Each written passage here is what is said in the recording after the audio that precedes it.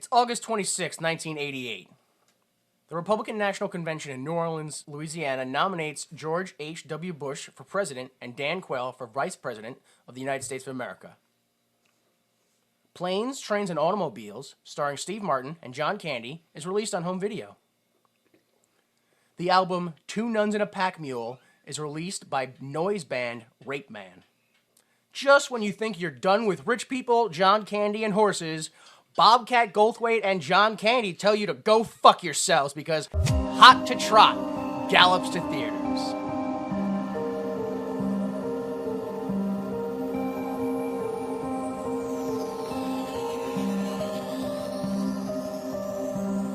They irritate the irritated, flex perplexities, pose puzzles, magnify mysteries, impose inquiries, and coagulate quandaries. But more importantly, they ask one question. Why would you make this?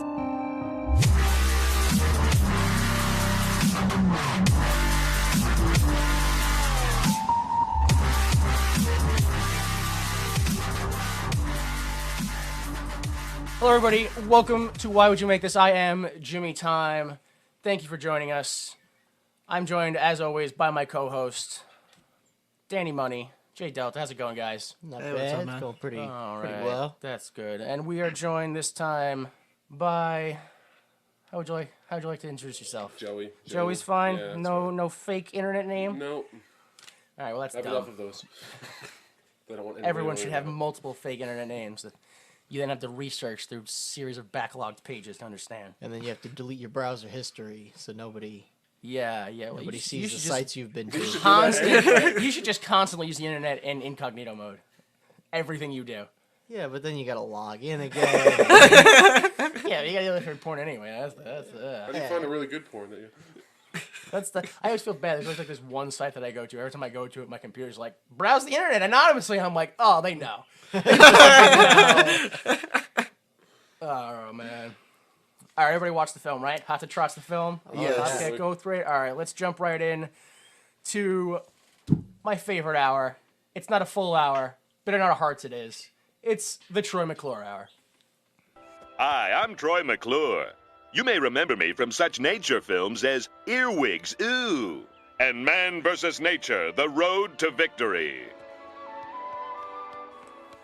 Okay, Bobcat Goldthwait plays Fred P. Cheney, and you may remember him from the Police Academy franchise, movies 2 through 4, as Zed. I think a lot of people know who Bobcat Goldthwait is. Well, Even if they I don't. feel like They would at least understand that, and they go, oh, I know that guy is. once they hear the Yes. they Yes. get it. But he's- if you just said the name, they might. I don't really know. And even people who don't, I think, would probably recognize that he played the voice of Pain in Disney's Hercules, I did not know that. the animated movie. never yeah. seen. Oh, really? You've never James seen Woods it? and Dan Yeah, DeVito? Yeah. That was Other people? my post-Disney days. That was a pretty good film. And There's then, a lot really of, good like, movie. and then I believe in the early 90s, he was also the voice of the rabbit on, the puppet rabbit on, what was it? Unhappily Ever Unhappily- After. There it was, Yeah. yes. Was it Unhappily Was or was it? it Happily? I No, think it was I Unhappily. thought it was Unhappily. Yeah, I think it's Unhappily Mr. Ever. Floppy. Yes. That's who he was. Yeah, that's right, he was. Fuck, that Oh, show was man. good. You know what? Why don't we just talk about that? 'Cause that I mean, I don't really remember anything specific, but we could just reminisce. I remember Nicole Cox, right? Is that her name? Nikki Cox. Nikki Nikki Cox? Cox, yeah. I don't shorten names sometimes when I feel like it. Bobcat Goldthwait also directed the film God Bless America, and most recently he has directed several episodes of the television series Marin. He's not even using that voice anymore. He's like, she's just Yeah, going on that's stage. not his real voice. Yeah, That's it's not- not- He's not using. No, he's just banking on the success of his old stuff. He's no, not that's using done. that voice He's a total I can't even think of the word. Born again? Born again? anymore. That voice is a devil's work. Director was the word I was thinking of. No, I think he realized, wait a minute, I don't have to destroy my larynx to provide entertainment to people. Have you guys seen, a little off topic, but it has to do with Bobcat Goldthwait? He recently directed, or fairly recently directed, World's Greatest Dad with Robin Williams. Oh, really? I didn't know he directed. Yeah, he was the one who... I didn't see that on the list. Yeah, it's It's a very bizarre movie. I don't even want to spoil how the movie. Well, it's like a semi-serious Robin Williams, right? Yeah, it's that semi. alone is insanely. It's just semi-serious Robin Williams, but if you heard the premise to the film, which I don't want to spoil, even though like the first bizarre. 5 Plot minutes, line. You wanna Yeah. ruin it. Wow. Yeah, I can only imagine because God Bless America, if I remember correctly, is about like this teenage girl who meets this guy. I don't think the relationship is ever sexual, but they just go around like just murdering yeah, people in it's America. and it's Yeah. supposed to be like Just because the guy, he's like an older, like 40, 50-something guy who like he sees the news and Justin Bieber and he's like, bullshit, I'm not going to live like on this planet and let this stuff be like the legacy that I left. That's fucking atrocious. It's no good. So then, they just go around just... Yeah, I obliterating mean, people. he went from the guy who did the funny voices in the Police Academy movie. Well, he not the funny voices. Yeah, he wasn't that. That was no. a different guy. Yeah, I mean, he was the guy. Yeah, him. He went from that to now he's doing like social commentary on how fucked up America has become. So Yeah. he watches old stand up and then watch one of his movies. You could never connect. It's so crazy. I remember I watched one stand-up. I think I immediately told you about it. It was he went on stage. No, you sent me the link and I watched yeah. the video. He goes on stage. He tells. Well, he kind of tells like the same 3 jokes for like 2 minutes. Just going, hey, how come? Ah! Hey, why like for 3 minutes straight. And then some stagehand rolls a tub out onto the stage. He takes a shower. And he takes a shower on Yeah. stage, telling those same jokes Yep. again, but while soaping up his hair and like just topless, so he's got like a shower curtain around him. His rationale was some All people right, think then. they sing Yeah. better in the shower, so he might tell jokes better in the shower. That was literally what he said. Absolutely, I could not follow. I saw them rolling out the tub, and I was like, I don't. Your brain just turned off. Yeah, it was just As off. a defense mechanism. My brain was like, dude, anything's happening right now. Just blank it out. Just blank it all out. All right, let's. It's almost actually going to be an hour for Troy McClure. Good for him. Dabney Coleman plays Walter Sawyer. You may remember him from Tootsie as Ron. From the animated series Recess as Principal Prickly, and most recently on Boardwalk Empire as Commodore Lewis Kastner. Is that right? Does anybody watch Boardwalk Empire? Nope. Not in a long time. Steve Buscemi's on it. Yeah, that's the only reason. It I was a watched really good show. All right. And finally, John Candy plays the voice of Don the Horse. You may remember him from Spaceballs as Barf, from Planes, Trains, and Automobiles as Del Griffith, and most recently, Canadian Bacon as Sheriff Bud Boomer. John Candy died, unfortunately, in 1995, so that was his last He's film. been dead that long. Yeah, that's what I was like, wow, it really has been that long. You can years. find more information on the cast and crew on imdb.com. Yeah, I was surprised, too, to hear that John Candy had been dead for... Almost 20 years. Yeah, Yeah, next year would be 20 years. Yeah, wow. It's pretty crazy. All right, let's get into some special information. Let's see if we can find anything. Did you guys find anything on this film? Anything Nothing that's not already. listed down on here? this Yeah, list, yeah, yeah. yeah. I went a little crazy. I found a lot of things. I mean, what did you guys find? Do you have anything written down, or did anybody find anything specific? Or Yeah, I mean, I think we probably all kind of got the same shit. Like, Yeah. Yeah, I just got. I googled it, and the only stuff I found aside from like the obvious was other people ripping the movie apart. yeah, yeah. I really considered, I was like, I should just steal these people's jokes, but I didn't want to plagiarize the internet. On this one, I was actually able to find the budget for the movie, which apparently was lovely. $9 million. Excuse me, was $9 million budget, and the movie made $6.4 million. That's crazy. I can't believe that many people. Yeah, went and about saw $2 this million movie. the weekend it was opened in theaters. Well, I mean, inflation, so like tickets were less back then, so people spent more. I don't know math. I don't even Yeah, know but why they I tried to still bring that up. decided to see this movie. Point is, they left their homes and said, "Yep, that looks like a good idea." I mean, we all. I watched the trailer. Did anybody else watch the trailer? No. no. I barely wait. watched it. To the trailer to the movie we're talking about. Yeah, Yeah. I was the one who had to put it all up there, so yeah, I did. Yeah, well, I watched the trailer and nothing. All it did was make me decide, oh, I don't want to see this movie, but fuck, I got it because we're talking about it. Yeah, it was. I think the trailer is pretty much everything of the film too. Yeah, the trailer. You The just don't trailer. have to watch the movie. The trailer. I mean, people complain about trailers now giving shit away.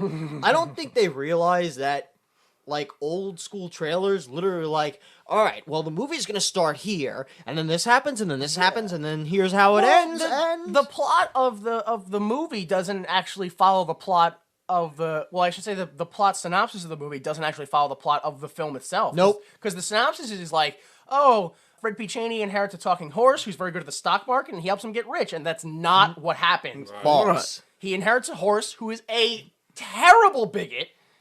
He haphazardly overhears someone talking about the stock market, which is probably illegal. It's insider trading. That's Yeah. what got Martha Stewart locked up. Yeah, so and that's it. I think he tells him like maybe 2 more stock tips in the entire film, and they're both terrible. Horrible ideas. They almost bankrupt him both times. All right, I got for this film that apparently I couldn't find what, but in the Spain version they cut 3 minutes. I don't know what, like how you could cut 3 minutes of this film, and it would still. Like, cause the film just barely kind of made sense to me as it was. Like, they'd be like, "Hey, somebody should stop that Fred," and then they'd cut to Fred in the place that he is with that person already there. Like, "Hey, Fred, how's it going?" I'm like, "There was no travel time. I have no idea if it's the next day. I don't." Are you kidding me? Maybe- For a little while in the beginning, I wasn't even sure if the guy that was the father was his actual father or stepfather, and I don't think they even cleared that up until like 10 minutes into the movie. I think the stepfather killed his mom. I'm pretty sure. I watched the movie. I didn't catch that. Yeah, I didn't. No, in the very beginning, they're like talking about it, and he's all happy, and while he's, I guess we'll get to that later when we're actually talking about the movie. But he's actually talking like the horse is staring at them. Don's staring at the lady's like, I think the horse knows something. He looks like he knows something. Like she's getting very paranoid. Yeah, That the 'cause horse is. Knows is that they're having an purposely affair. staring at them. Yeah, But what would he know? Why would she be? Oh, I don't know. She's a crazy white lady. What's yeah. She's probably all poked out of her You mind like to they're see fucking in a stable, Which like is what- very common in this movie, by the way. Yeah, that Yeah. stall is used exclusively for private relationships. It's so is that a thing? All I guess. Again, I don't. Yeah, when you're a stockbroker, that's what you do. You trade stocks and then you fucking stables. I mean, that's I can't even begin to imagine how crazy this film would have been if it was cast the way they originally wanted it to, which originally was supposed to be Joan Rivers playing. I don't know what they changed because Joan Rivers would not have played Fred P. Cheney. It would have been a different character name. And then Elliot Gould was supposed to be the voice of Don the Horse, which Elliot Gould was. I only know him in Ocean series. series. Yeah, pretty much the whole series. Is Saul. I mean, he's Almost pretty said famous. He's something. been in other Look, things. So. now let's just think. You guys, you're familiar with Joan Rivers, right? Yeah. Like her entire bit is telling like awful jokes. Yeah. Like they're not even funny. Watching the film, maybe I could see her playing the horse. Yeah. Because the horse is a fucking dick in this whole film. Yeah, All he but does is laugh at his own jokes. I'm going to bring this up right now because I was fucking horrified by it. Later on, when they go to, like, the racetrack to like, set up, like, oh, I got to set up your thing and put in your horse and all that stuff. Does anyone notice that when Walter, the stepdad, when he's showing around the horse to his friends, he's like, oh, it's their full breed horse, and, we're going to ride the thing. When Don and Fred show up, they're talking like, oh, that's his horse. Yeah, that's a dang horse. And then Don, the horse, John Candy goes, yeah, that horse. Faggot.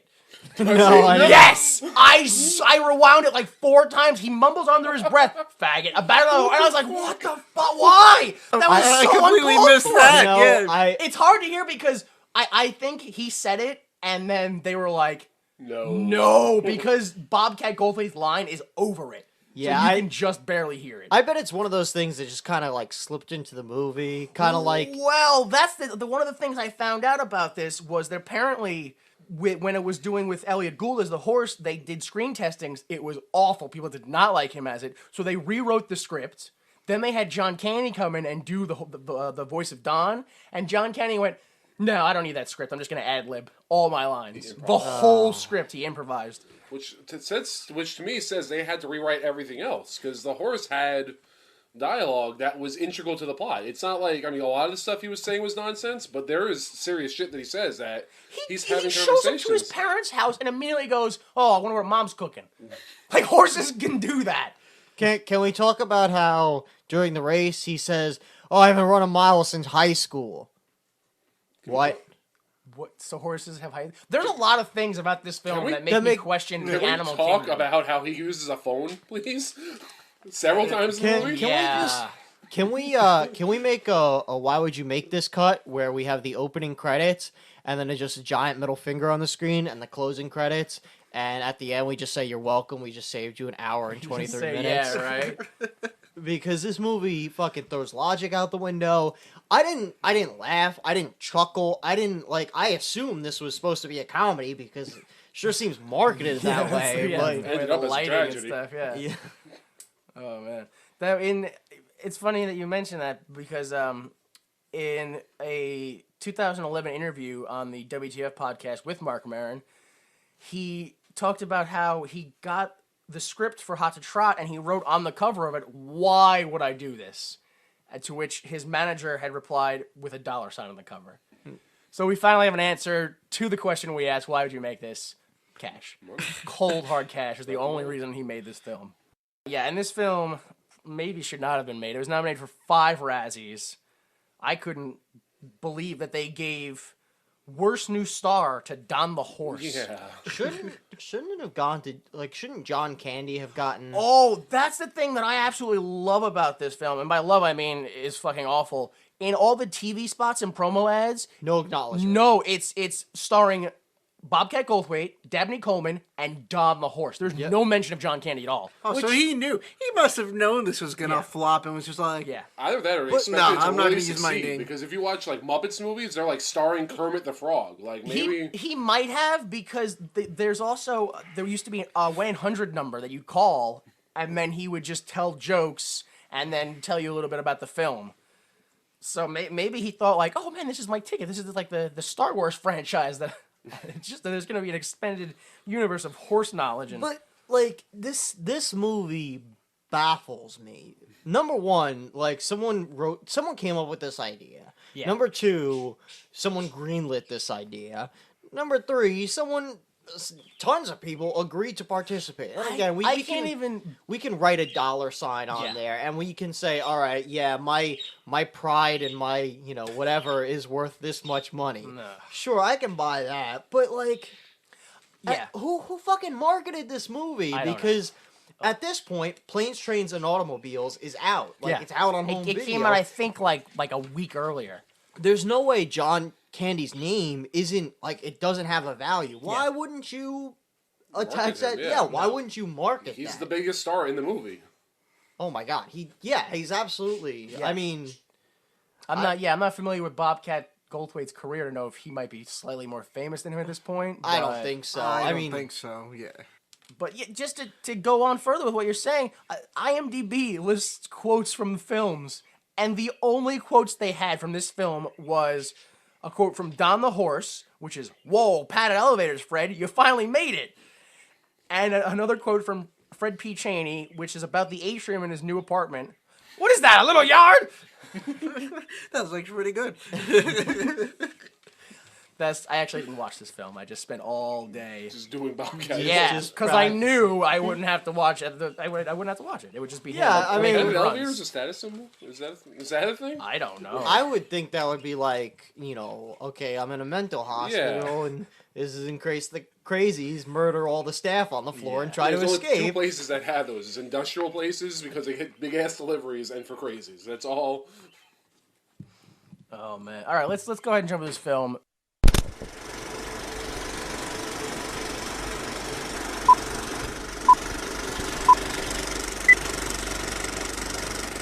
The film starts with a voiceover reading part of the definition of horse. I say part because halfway through there comes a word that the voiceover stumbles across and goes, fuck it, I don't.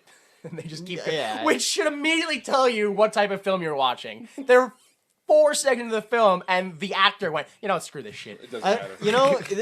This reminds me very closely of R.I.P.D. Remember R.I.P.D.? We start with 2 or 3. What a So yeah. casual about the rules of its own universe. Yeah, this one it's like a horse. It's fuck it. You know what a fucking horse is. Yeah, and the voiceover after reading the definition of horse goes on to explain that God created horse, and then once he was done with that masterpiece, went on to lesser creatures like man, and then cue the jazzy intro. Well, it's the 80s. So we need. It was awesome. Now, This is all the music in this film. Danny like, Elfman. Danny Elfman, yeah. Yeah, Oh, man. as we know of from Tim Burton fame. Yes. Because yes. Well, he was supposed to originally direct this film.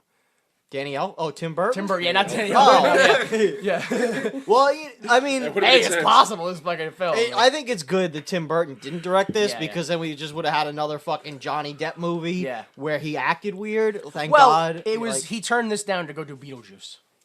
Oh, Yeah, okay. so See, there you go, yeah, all yeah. right. At least he was smart with that. Yeah. In regards to that. So, yeah, after the jazzy intro, which I really like the song. I don't know why. Well, I mean, to be fair, this was in Danny Elfman's like earlier days, yeah. like the Batman Yeah, right, movie the- sound, like the Simpsons Rube Goldberg theme, machine. Yeah, all that like- stuff. good stuff instead of the fucking same shit over and over again we get today. It's true. Yeah. All right. Yeah. Then we open after the jazzy theme. We open right up into the horse that we were talking about. Walter, whose wife's funeral is only in an hour, is in the horse stable with his mistress, or at least we presume his mistress at this point, because they're talking about sexual things and the wife and stuff like that. They go into an empty stall to have sex, but they're openly talking about how they're going to get married, even though the wife isn't buried yet. There's a horse that keeps looking in through a window. Well, I And- just have one thing to say, sorry, even Okay, go before ahead. that, No, no. because even before they get to the stall, they show in that first scene that they stop next to a pile of horse shit. Yes. Yeah, Which, not for nothing, if you happen to stop next to a pile of shit, wouldn't you smell the shit? But that's me, you know.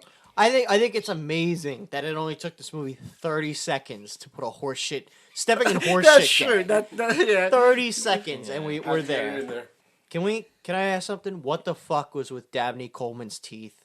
I Why? don't know. Like, I didn't get that, especially because they only pointed it out like 2 times in the film. Yeah. but like, So weird. It wasn't like a Who- big plot point. so someone was like, all right, you know what? Dabney, look, this movie's hysterical, but we gotta turn this up a notch. Why don't we put these big, goofy, false teeth on you, and then you gotta talk like this the whole movie? Like, oh, what the fuck, man? I don't know, especially with the whole like teeth exposition with Don. How he doesn't like his teeth, which I didn't get. Why does a horse? Well, Why is he according to him, self-conscious all- about his he teeth? said- he actually says that all horses have insecurities. He says towards the end that all horses have insecurities. That they all have emotions and. I guess. He says it. It's in. I don't think we can believe him because when we visit his family, we see that his brother is like borderline retarded and his father is insanely abusive. Yeah. Yeah. So And his who's mother to- apparently only talks horse, despite and- everyone else yeah. talking English. Well, no, because the father passes down the gene. Whatever. Whatever. You guys Disgusting. didn't pay attention Fuck to his mythos? father. disgusting. They didn't say that. They just said that every so often a special horse is chosen. Yeah, but then Yeah. he tells him he has to pass it on.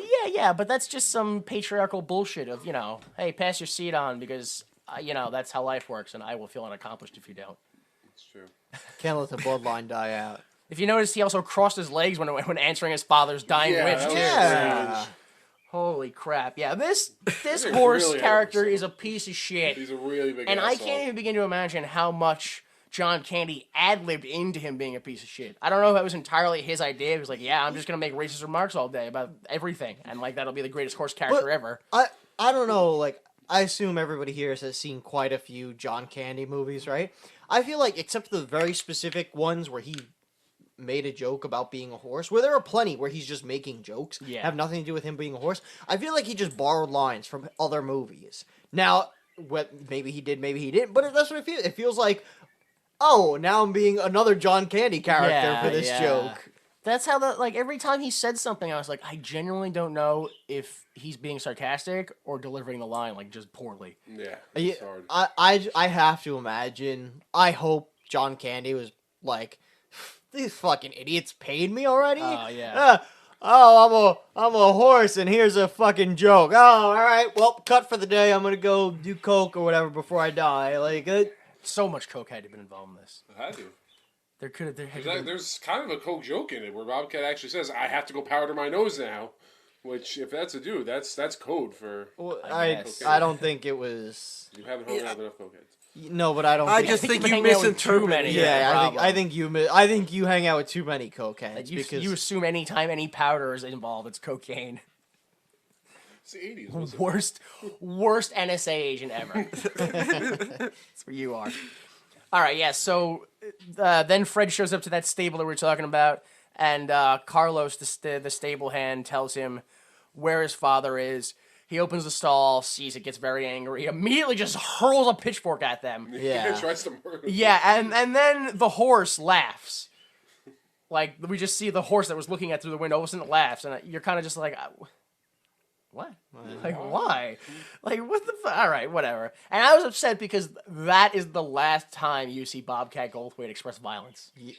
Oh, well, not because at the end he does express a little bit of violence, but that's the last time you actually see him kind of carry through with violence. Yeah, because he hurled a Instead of pitchfork empty at them, threats, yeah. and it stuck into the wall. So I hate this movie.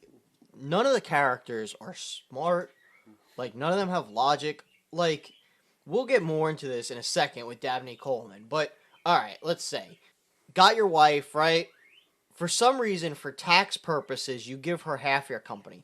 I don't even know what the fuck, how that would help. yeah, I know. But then you go and fuck your mistress right in the stable. Like, That's her stable too. yeah, like, and That's the her mistress horse. actually mentions, like, oh, you know, we do it at hotels and blah, blah. What the fuck? Like, yeah, keep doing it at hotels. You don't... That's what normal people do. Yeah, if you're gonna go fuck someone else, you do it in a hotel or you do it... Fucking do it in a movie theater. No. Don't do it you're in your incorrect. yard. When you do it in your off-property property. Yeah. That's owned only by you, and everyone there knows you by name. That's what Yeah, you do. no, let me... Why a movie theater? It's fucking somewhere that's not your house. Anyway. I thought there was a specific reason for that. That seemed awfully specific. No, dude, fucking... He's just pulling from what he knows. That's it. Yeah, I He's just mean- pulling from what he knows. Oh man! All right. So after the horse laughs, we jump to Walter and his constituents are in their brokerage office, and they're talking about how they're going to screw over their investors. Talking about like, oh, the old bitch has a bunch of money. Don't worry about it. She won't know. Blah blah blah. Fred arrives. He bumps into the secretary, Allison, who plays a part in the film. She tells him, you know, your stepfather's looking for you. He goes in there. He gets informed that the mother's dead. You've been, well, not that she's here. Knew that. Yeah. That'd be pretty bad if he just found that out. No, he knew that. We knew that in the last scene. That's why he tried to murder them. Yeah, we already established it. No, he gets told that he inherited half the company and a horse from his mother, and that he'll buy it from him for $525. Well, I mean, he says, "Oh, I'll buy it from him," and then passes him a number, which 525 up from 500. Yeah. they Oh crossed yeah. out. But And obviously he declines, you know, $500. Yeah, half but of a stock brokerage. here, like, that's another thing. Like, obviously, it's a pretty big company. Like, okay, the writers or whatever wanted to make this guy seem like a piece of shit. Why make him retarded? Like, Adversity. The main character has to overcome something. He has to be an underdog. Yeah. no, not. I'm not talking about Bobcat. He's not. He talks. But, It's the best way to describe it. yeah, but Dabney Coleman, who would be like, here's $500 for half the company. So Dabney Coleman is so, his IQ is so low that he thinks Bobcat Goldthwait is simple enough to take $500. Like, I don't. He probably could have bought the company out if he gave him a serious deal. Well, that's the thing. Yeah. That's the thing. If you would have given him a real, like, yeah, here's, I don't know, whatever, like $10,000, he'd probably been like, yeah. But Yeah. I think the scene before where you see him with another investor going, "Oh, take that old bitch's money. She won't know anything about it." I think that was just like a little insight of, you know, beforehand of this guy doesn't care about anyone else. So yeah, of course he's gonna low blow his stepson. But as a Yeah. businessman, obviously, because this was his firm, right? This was Yeah. his brokerage firm. The only reason it's half Bobcat's is because he gave half of it to the wife Yeah. for tax reasons. We established that. Yes. So he's smart enough that he runs his own brokerage firm. It's got to be a pretty big brokerage firm. And then you make an offer for $500. Like, well, he clearly thinks Bobcat's an idiot. That's why he's trying to lowball him. but he could have got the company. He could have bought We the wouldn't have half. had to sit through this movie. Yeah, if Dabney Coleman would have made a serious offer, we wouldn't have had to sit through this movie. We wouldn't like there wouldn't be a story. Don the horse would have been glue, Yeah. and it would have been the No, end of the day. he would have been dog meat. Oh, okay. That's what he tells All him. right, let's just Dog let's just meat. think. I know, like the sequel bit comes to the end. Let's have a rewrite, right? We're gonna have a rewrite right now. All right, Dabney Need for Coleman. it. Dabney I've Coleman. seen the film. I don't need to see it again. Dabney Coleman makes a serious offer, buys out Bobcat Goldthwait's half for $50,000, and then Bobcat Goldthwait and a talking horse go on an adventure across the country with $50,000. I wouldn't even have offered 50,000. I would have tried to offer him 5,000 and escaped off that way. I mean, Yeah. I would have been more excited if it was a cross-country adventure, like a buddy comedy road Look. trip with a guy and a talking horse. You know what? I You're gonna think, go and write that movie. I think the rest.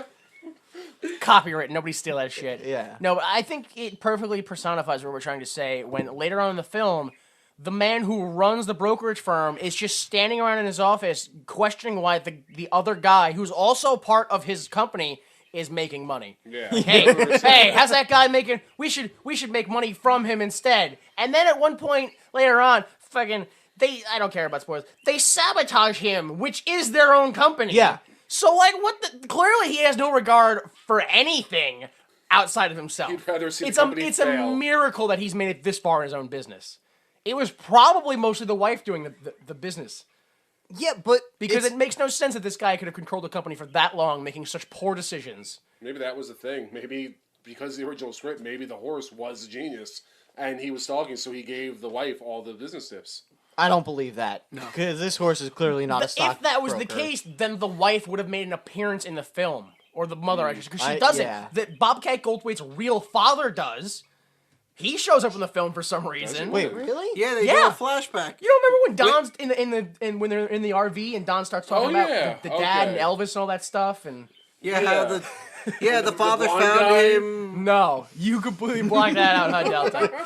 Holy shit! I mean, I I remember. think he rewrote this movie I in his rem- mind as a buddy. I cop. remember them in the RV. Yeah, you remember like when they first go and he's like, "Oh, come on, we gotta go, Don. I got the RV out back." And they're driving. And he's like, "So like, why?"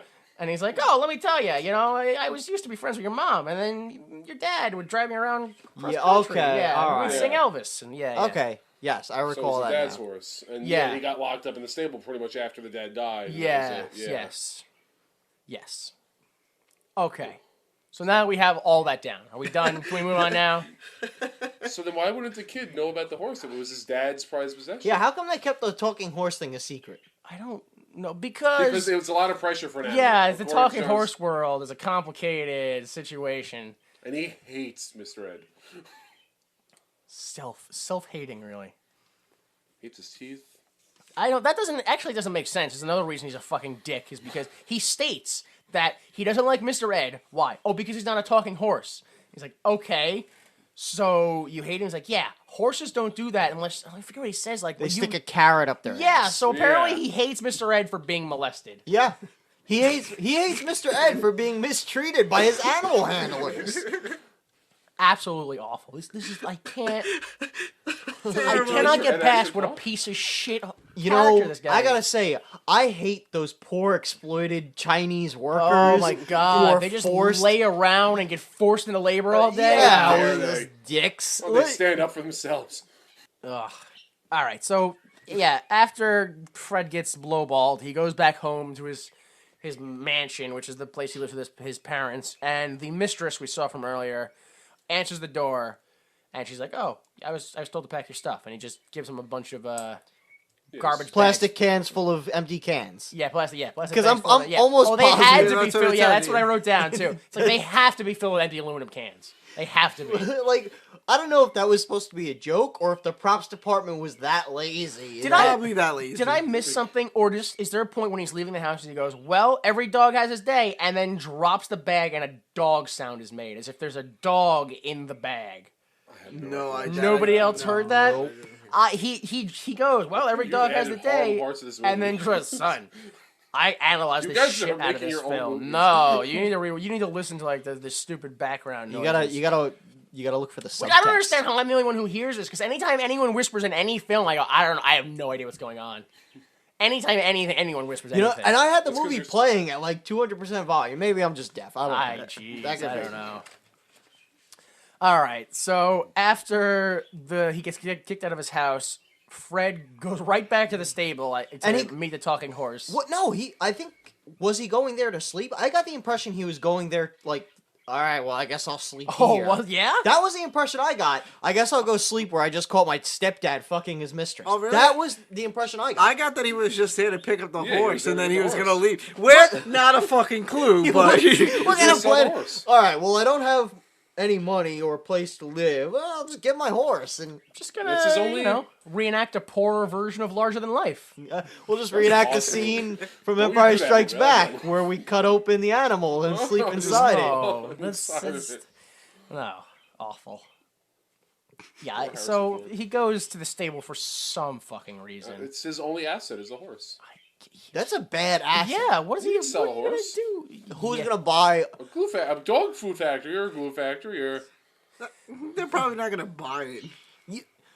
you can sell a horse. Are you saying that Bobcat Goldthwait's plan was he was gonna get the horse, presumably ride it, right? He's gonna ride it to the glue factory. Literally, never occurred to me that he could have ridden a horse. It literally never occurred to me that he had a horse, and horses are rideable. Even though it happens at the end. Yeah, Of the no, didn't. Like, at no time did I ever think, why doesn't he just ride Don? Like, Yeah, seriously, until you mentioned it to me, I really didn't There's put that a part where together they're either. So his plan was to get the horse and presumably ride it to the glue factory and just knock on the door and be like, Hello? "How much do you want to buy this $100. for?" We've established this man's an idiot. oh man, Jesus Christ! So he gets the horse, or he meets the horse, and then it just starts talking. Right? There's no. Well, he starts talking, and then Fred Why do people do that? Like, if you found a talking animal, would your first instinct be to start screaming Yeah. like it's trying to murder you? No, but I would probably freak the I would fuck be freaked out. out, but I wouldn't like react like it was trying to attack me. Like, I also wouldn't call the only people who I know hate me and go, "This has got to be you. It's a conspiracy theory," and hang up. Because that's what I he know, did. I He know, called I'm Walter seeing and the from him. mistress, and they're like, "I know it's you, Sawyer. You're not gonna get to me." First of all, just do the rest Bob- of the podcast in that voice. Bobcat and a lady who later tries to molest him are the only two people who react even close to reasonably to the fact that there's a horse that talks. And that lady was very drunk. Oh, I my will get to god, that she later, was yeah. ready for the dick. And the horse. She didn't care if there was a dick. She was going to make one and then take it. Yeah. She was And- insane. Can we just stop for a second? Also, I'd like to know, again, jumping way the fuck ahead, but how did she get anchovies from a chip bowl? Did anyone notice that? Yeah, I did. Oh, I didn't catch She's that. like, Yeah. "You want an anchovy?" I'd eat it. And then she's just walking around with a bowl of chips. Her There's a bowl of and anchovies. Yeah. they're the only two who fucking react relatively reasonably to the fact that there's no talking horse. Anybody else who, like, when it's revealed, they just go, huh? To be fair, we don't know that lady reacted to the talking horse. She could have been horrified by the sexual harassment she perceived. What? Because she's like, "Oh, that the horse, blah blah blah. You know, it's so lifelike." And Don looks goes, right at his "Yeah, dick. it's still that size even when it gets wet." Even after I go swimming. Yeah, He Yeah. didn't have a dick. He does have You're implying that horses have no genitals. No, I'm implying that horse had no genitals. Yes, he does. All right. That's a first. That's why she says it's so lively. She gets down on all fours But- and gets up in there. Did you see the dick? I didn't, but no, there's it nudity was laws. sheathed, Yeah, dude. which I believe is the technical term Have for you not ever having seen an Freddy Got erection when you're an Fingered, how it animal. comes out? Haven't you ever watched horse porn? Seriously, dude. No, I don't. You're white. You have the internet. You've never watched people fuck animals. I once watched a It's porn. out there everywhere. I do it accidentally, constantly. Oh, I can't tell you how many times I click a video And you where don't know if you feel bad for the animals or not because they're getting fucked. like you have an erection. Yeah, they're participating willingly. It's not like they're getting ridden. That's why men They're can't the get one- raped in prison. Did they have an erection? Yeah, because erections. The more you know. Friendly reminder: vote Jimmy Time for city council. Erections, one and all. Yeah. Rape if you're hard. Wait, that's a terrible platform. I'll give everyone erections, which means they can't be raped. Yep. Is that an anti-rape platform or a pro-rape platform? Well, You're trying to abolish rape. You're trying to lower rape rates by changing the definition By of causing rape. rape to be a constant. if everybody has an erection, fucking women are in trouble, right? I feel like if women could rape, then everything would just balance out. Women can rape. See? There you go. It all balances out. All Glad right, we it all agree. balances out. You heard it here, Platform's folks. back on. You heard it here, folks. I'm pretty sure this is how this argument started. Was that girl trying to rape? Fucking yeah, exactly. She grabs him by it's so weird. Well, we'll get to it. We'll get Are to you that. are you really gonna tell me Bobcat Goldthwait would turn down getting fucked? He did. Yeah. He runs He away from immediately her. ran away from her. Why? I don't know because Because she smelled like anchovies, first of all. Yeah, but I'm sure this dude's never been fucked. I don't know that. I don't know. You know what him and It's a Don hot the shot. horse do behind closed doors? And he's a hotshot young stockbroker. He can pay for sex now. First thing he did was probably fuck a hooker. We'll get to that. We'll get to that part. We're not even out of the fucking stables yet. Yeah, I have no idea why you're so involved in Bobcat Goldthwait's sex life already. That's so weird to me, but all right, yeah. So he talks to the horse. The horse is like, for some reason, I have the keys and own an RV. Let's go steal it and With drive horses away. painted all over it, by the way. Well, they show the outside. The outside where they were driving, there's a giant horse painted on the side, and on I guess a spare tire because RVs have that. There's a picture of a horse. It's a horsemobile. Yeah, It is, yeah. portable stable. All right, And so they go to Don's house, right? yeah, They go to the immediately farm. and on the way there, they talk about all that childhood exposition that we were explaining about Both- this series of Yeah, flashbacks. we get Don's childhood. Which, why the fuck? Which immediately you're told what a piece of garbage he is, really, because he travels around, I guess America, whatever, with a blind black man that he convinces that he's a short, hairy Italian man. So he's just duped this guy into traveling around town, around the country with him, which I think is horrible. It's bad enough the guy's blind and Yeah. just pretty much a gypsy just wandering. But that's a funnier movie than this. A blind man. Oh, absolutely! Fuck! Those 15 seconds of the black blind man. Yeah, I'd like to know the story beforehand where he The traveled prequel? with him. Yeah. Yeah. Where I guess they just never touched each other ever. Yeah, And he didn't realize he was a horse. Except for in that one flashback where he goes, "Wait a minute." And then he still travels with him, by Yeah, the way. and then he just goes, He just "Alright." accepts it. Yeah. And then he falls. Where did that? He stands too close to the edge. He has horrible balance, according to Don. And he's, for some reason, always stood right on the edge. Presumably because Don didn't tell him. he was Yeah, right on where the edge was. Because Yeah. he's blind. Gee, again, what a piece of garbage. And then he said this the horse train is. stopped and he went flying off. That's not how momentum works. Yeah. The train doesn't stop and then you fall sideways. Sideways, yeah. That's not how. I mean, I don't know how blind momentum works, but Yeah, and then I think he makes a joke. He's like, "Oh, he's still probably tumbling all the way down to St. Louis or something And then like he that." laughs about it. Yeah. All right, but even though this is a very important scene because he explains the backstory of horses, which apparently all horses and I believe animals understand English. No, not all animals. No? Because there was a scene where he's talking to a dog, because he says he speaks other animals' languages. Oh, Yeah. okay. That So he's then, yeah. like Dr. Doolittle. So Okay. only horses can So understand English. only, for some reason, only horses can And understand presumably English. parrots, because... But, Which leads me to believe, are all horses just dicks then? Because if they can understand us and they find no way to communicate with it, like we're like move and a horse is just like, and that's a dick horse. Like fucking send that bitch to the glue factory, because he's being spiteful on purpose. He totally understands the language and is just ignoring you like he's a fucking just This a is a child. yeah, like a goddamn child.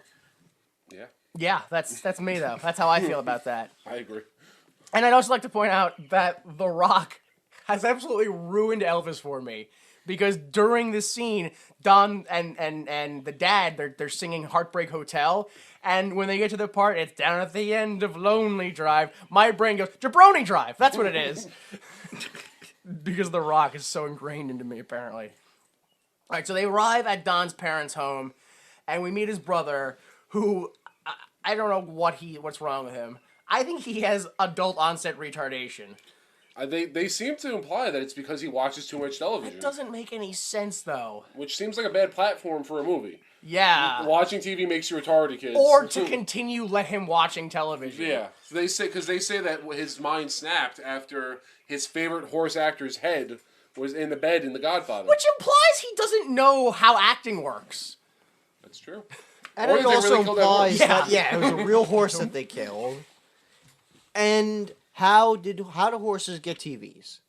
How? Or use phones. And can we talk about how when they get to Don's parents' house, there's a shoe hung above the doorway? Yes, I wrote that down. What? It's a Didn't person get shoe that. hung because I people hang horseshoes No, no, above no, their no. doorways for good luck. I get that. Yeah. What I don't get is how a horse nailed a shoe to a wall. How the fuck does a horse watch a TV? The It's just a TV's phone. look, Yeah, no, the, but the all right, TV, no, but the TV is a turn knob, doesn't it? So I can understand that they could turn. but the TV's outside, Yeah, right? TV's that- outside, so I have to We're presume farmers. that there was exactly. I have to presume that there was some sort of owner or farmer that runs this stable that just never goes into his own backyard.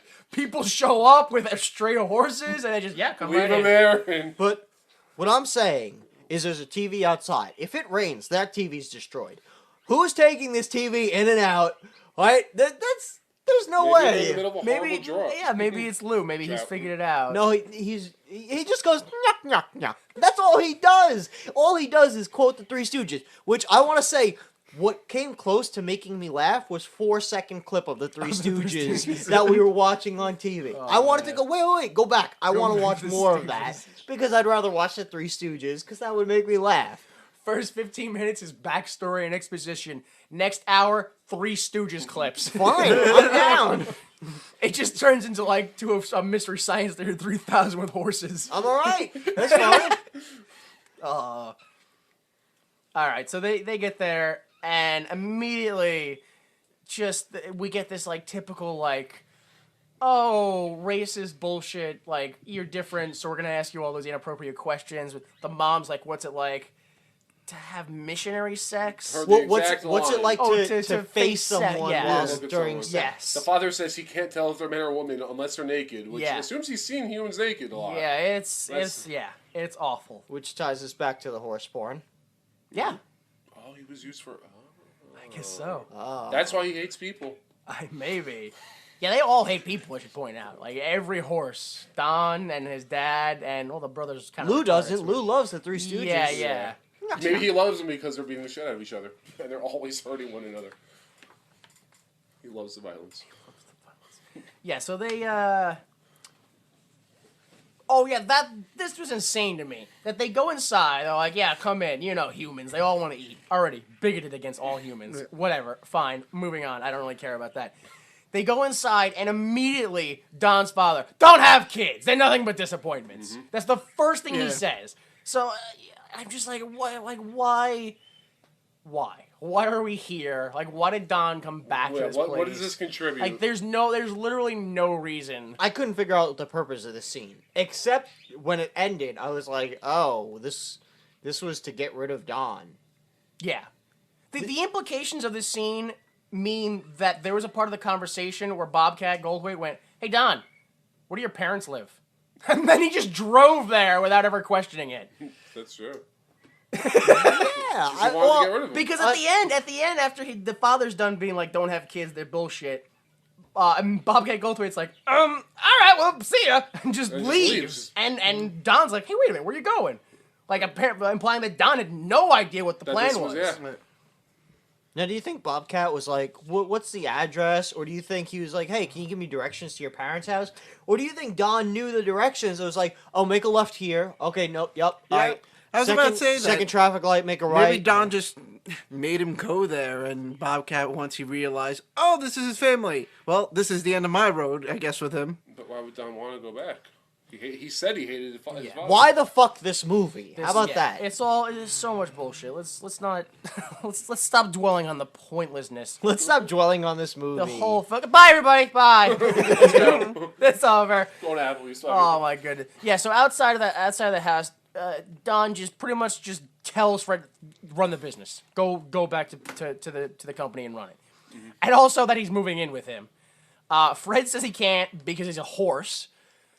And then Don calls him a bigot. Yeah. And then all humans are bigots. And then Fred just drives away. I thought it was Actually- really funny, his line. That all humans are bigots with their... I have it written down. Fuck We have it written you. down. I have it written down with your automobiles and your pants and your postal system. Service. He hates the postal service. You think that's like a racist thing, like a Pony Express type? I was of about to say maybe he was a big that's fan of the Pony only Express. Yeah. connection I can make. I can assume. All right, so automobiles, right? Yeah. Automobiles. Oh, you fucking replaced us with automobiles. Well, isn't that a good thing? You're not Yeah. used for You're not fucking beasts of slave burdens labor anymore. I don't know. And what's the other pants? They don't like pants. Well, Back to the fucking... I don't bus like porn. pants, so yeah, but you don't like if you were a horse, you wouldn't have to wear them. It's not like they force horses to wear pants. If they forced horses to wear pants, I can understand you fucking people with your pants, putting them on me and shit. making everybody wear. Yeah, I don't want to wear pants. Nobody wants to wear pants, but you're a horse. You don't have to. That's how long does a 20-minute anti-pants rant? Don't even get me started on Why the would you make seams. pants? Erections for all and pants for none. Oh man. Campaign slogan. Yeah. All right. So after Fred drives away, he, for some reason, just immediately agrees with Don and goes back to the broker's office and just like, yeah, I'm gonna work here now. And he And gets. then he decides, like, okay, well, this half is my half. Yeah. Yeah, That's he not literally how splits it it Well, up. not at all how it works. Yeah. Like, this isn't a 1980s No. sitcom where we're like, this half is my half of the house. I think I can speak for everybody when I say he's like, we're just gonna cut this down the middle, and then you're like, that's not how it works, Bobcat. And then it cuts to them cutting the scene down, and you're like, no, that's still not how Yeah, it they, works. They You put the shouldn't tape be and they doing start that. painting. Yeah, they paint half of the. Oh my goodness! And then later on, he turns into some fucking crazed dictator. Like not aggressively, but he turns into some crazed dictator because he has some sort of motion sensor where Alarm. yeah, he can't pass over into the white zone. Yeah. Oh, the whites man. only zone. First thing he does, first order of business is to order a bunch of pizzas. Yeah, he's like, I'm busy. I like pizza, please. Where does he get the money? I don't know. Yeah, to initially try. I mean, Initially- maybe the half of the company comes with... I suppose He doesn't yeah. have. All right, because he gets half of the company, but he doesn't have any liquid assets. He doesn't have money, cash to spend. He doesn't have a credit card to his name. Maybe it's petty cash. Oh, he's just fucking. Yeah, he's Well, just stealing all from the cans he had, he cashed in for the deposit. All right, I can buy it. He fucking had a bunch of cans. Oh man! All right, so That's what it was. He was a hobo first. what? Did you just imply that there's an entire? Forget. I mean, Because no. he said that he was in the mailroom and he didn't like it, and then he quit. What did he do in between? He Has a bunch hobo of cans? drifted. He He's a hobo mooched. drifter. He mooched. a hobo drifter. Exactly, drifting around. No, he didn't drift around. He had a house. Yeah. And he mooched. Remember, he went back to it and tried to put his key in the lock and it wouldn't work. And they were like, "Here's your cans. Yeah, you here's eat your it." cans. He was cans, busy bitch. drifting. Get the fuck out of here! Go drop your dog in our driveway. It didn't happen. So yeah, next we see Don. He comes back home to the stable, and this is when we get that the other couples having sex in that. Stockbrokers love to fucking stables, I man. don't know what it is. Horace Musk really turns Where them is on. this stable?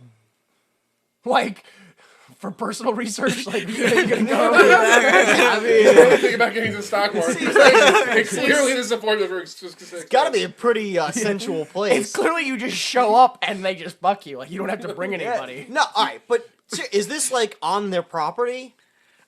I assume it's some sort of off-site like Yeah. Well, like because Like the Belmont or something because, like that. Because it's established the brokerage firm, it's in LA. Right. Right? The brokerage firm is in LA. Their house, let's assume, is out in the suburbs of LA. I kind of got the impression that the stable was kind of like part of their property. part of the estate. Part, Oh, yeah? part of the estate. Well, it which might- means people who work for this dude are like, hey man, hey boss, can I use your stable to fuck tonight? what? Yeah, I know. It's entirely possible that Well- that's an entirely separate stable because this is after Don got dropped off at his parents' house. No, it's If the you same tell stable. me that there's that Separate stable. yeah, No. there's a separate fornication stable. No, it's the same stable because Don says I'm home. Oh, When Well, he it could be one arrives. of those things where it is like on their estate, but it's so far away from the house, and they have other people like they rent it out. I don't think it is because They rent out this fuck room in the stable. Pretty Is much. what you're telling me. Yeah, like a hotel. That's actually where That they get is most the of money hotel. This is a brokerage firm. These guys have money. They can rent a nice hotel to fuck hookers That's and how whatever. you stay Well, the rich. hookers pay Quarters are on too the- much. Oh Jesus! He spend it all on the hookers. And the cocaine. How did money work in the 80s? Can someone explain that to me? Very well. Oh, all right. Well, Better than it is now. We Yeah, need to go to some stables and turn this goddamn economy around. All right. Yeah. So then he gets Try the to stock play? tip from the guy. You don't want to encourage that? He calls Fred and lets him know what the stock tip is. Fred hears it and goes, "Yeah, whatever, fine, good enough," and immediately just like puts in the deal, makes a bunch of money. We see like a spinning newspaper clip that lets us 80s know montage. But he's totally rich. here's what happens. The fucking broker, and I mean literally the broker yeah, who's the broker, doing the yeah. fucking. The broker leaves like mid-fuck, Mid-say, yeah. goes and makes a phone call, and I was like, hey, I gotta make a phone call to let this guy know how important this stock tip is. Well, I assume they were done. He makes a fucking. phone call. No, to he let goes back in there to I continue. know, but she was like, "I'm cool." They were, that's mid. You don't fuck more than once in a session. All right. So let's say either between sessions or mid coitus, this guy gets up and makes a phone call to say I have to make a phone call. That's literally what happens. He makes a phone call to say he has to make a phone call. That. He traded spots with the horse for a few seconds while he made the phone call. Okay, Back to well, horse porn. the guy makes a phone call to say he has to make a phone call. And that is how suddenly Fred P. Cheney gets the hot tip because the broker didn't realize, oh wait, I don't have to make 2 phone calls to make 1 phone call. Look, the fucking film, all right. it's just grade D horse meat. Can we just fucking? Semantics over We here. get that it's bullshit. Every scene has something like that in it. That's why we're doing this. It's so bad. Like, I understand you. I want to be as angry as you are, but I can't. I fucking can't. It's so like I don't understand He's how you treading still. the anger line I really don't well for you understand right now. how we're like, what is it, 6, 7 scenes in this film, and you still have enough passion about the plot holes. in it. Because why would you make this? That's it. God. I don't understand. I don't understand. I just don't understand. I don't understand. Yeah, so after the spinning newspaper to tell us that Fred, made it big, we get this weird, like, 10 seconds half montage where they finish putting new furniture in just Fred's office. Yep. And then he kind of just rocks back and forth to the soundtrack that's playing. And then he gets embarrassed for a second, and then he stops. Does it? Yeah. And then he, Yeah. like, when the music stops, he kind of, like, winks towards the camera and, like, pulls the blinds closed. Like, that's the end of the montage. That's not, it happens, like, two more times in the film. Where they do this little fake little montage. Yeah. No, we get a couple of them. Oh my, I don't know what the point of it is, because it's not like they're like, all right, no, that's cool. Let's just use this to montage into the future. They montage like 10 seconds ahead. Yeah, no, They don't jump like a day ahead. They don't need a montage for that. It's the 80s. You needed at least one montage. We could've- It's just, again, if There should have been a training montage. this movie would have started with Fred's half of the company being bought out, we could have had a cross-country montage between the adventures. But no. You really want that movie to do? Yeah, Nah, it's just better than this movie. Just go home and watch Larger Than Life starring Bill Murray, and you'll be happy. Excellent film. Is this when Fred goes and buys? Yes, this is when he gets the ritzy- apartment. that has a fireplace. Yeah, the atrium, all that stupid shit. And I don't know. There's nothing about the scene that I'm just There's like. nothing, yeah. I'm so glad. It's just moving on to that. Should have been part of the montage, really. Yeah, exactly. But then we cut to another montage. Another montage. He shows in the house. Then we get the little, what is that, a little yard thing, and it's a piano and all this stuff. And then she's like, all right, well, it's yours now. Bye. Like, 'cause apparently that's how buying a house works. You walk in, you go, yeah, I'd like it. And they go, okay, see ya. You have here in the notes that says she asks him if he has a lot of stress, and we get the full Bobcat. Yeah. What does that mean? Well, Because she's like, you must have a lot of stress at work. And he's like, no, I'm not stressed. Yeah, that's the full Bobcat. Yeah. That's what that is. How you proud of yourself now that you made me do that? No. So then we go to a clip of him like driving down the road in his new convertible. Yeah, well, after can we? I just want to talk about this.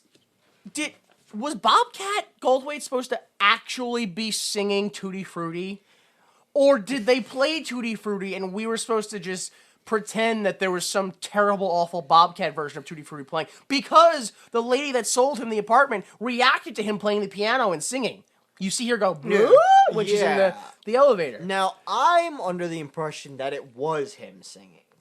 See, the problem I have with that Yeah. is seconds later when he's driving in the car, he pulls up to another car just like his and goes, "Man, these speakers are great!" Meaning that the song we're hearing is playing from his speakers. Yeah, but later on in the movie, he actually sings again. He does. He does. He Yeah, does. he actually like ends up singing. Yeah, when he's in the bathroom. He's not like, "Man, you're not menu, blah, blah." No, he's not- singing like a normal human being. Yeah, It's he weird. sings like. It made me question why he didn't have a musical career. Like, I don't know why. Funny voices. I think it was just because it was such a great contrast between the Bobcat voice and him singing, and I was like, dude, phenomenal! Grand Old Opry tomorrow. It's like you expect to see that shit on YouTube, like American Idol blows the judges away, and then it's like the fucking little. Yeah, just the fucking little, Yeah. whatever. The fucking, yeah. So after that terrible dance montage, followed by a driving montage, Bobcat Goldthwait calls somebody on his car phone just to let them hear the sounds of traffic. Yeah. Hey, you know what I'm calling for? Listen. And then we montage 3 minutes ahead again. Yeah, another 3 minutes. Oh, man. We had so much material to work with. Yeah, So then we go back to Fred's office, and this is the only scene that I genuinely laugh at. Where Allison walks in, she's like, "Oh, you got any hot stop tips for a friend or whatever?" And he's like, "Oh, I'm looking at this one company, and it's looking pretty good." And she's like, "That company went bankrupt this morning." I thought so. And he's like, "Oh yeah, I've been thinking," and she's left. Yeah, she's like, she's "Oh," gone. he's like, maybe we can have a date and go out. And while he's asking her out on a date, some very large black man walks in, like, "What are you talking about? That's my bowling league night," and leaves. I don't know why. You would have accepted had it not been. It's everything about that scene. The fact that he would have accepted had he not had bowling. That I guess people just leave their office doors open and speak in full volume all the time. The best part is the dude worked for Fat's delivery service. Yeah, that was another thing that apparently nobody in the building could have delivered that message. That man had to go to the building, up the stairs, and hand him the memo that we never read. Nope. We never learn it's never brought up again. The only reason for Fats to be there is for that gag. Yes. Could have been anybody. Which I enjoyed. So I genuinely enjoyed. Man, that's my bowling league. Like, he is genuinely upset that he's like, if any other night. What was that the only black person in this film besides the blonde guy? I think so. Yeah. Yeah, I think it was the blonde guy. I think there and may Fats. have been in one of his In the party? constituents when they're drinking. Oh, Fred's gone. Let's all drink to Fred. When they're in Walter's office, and Allison quits.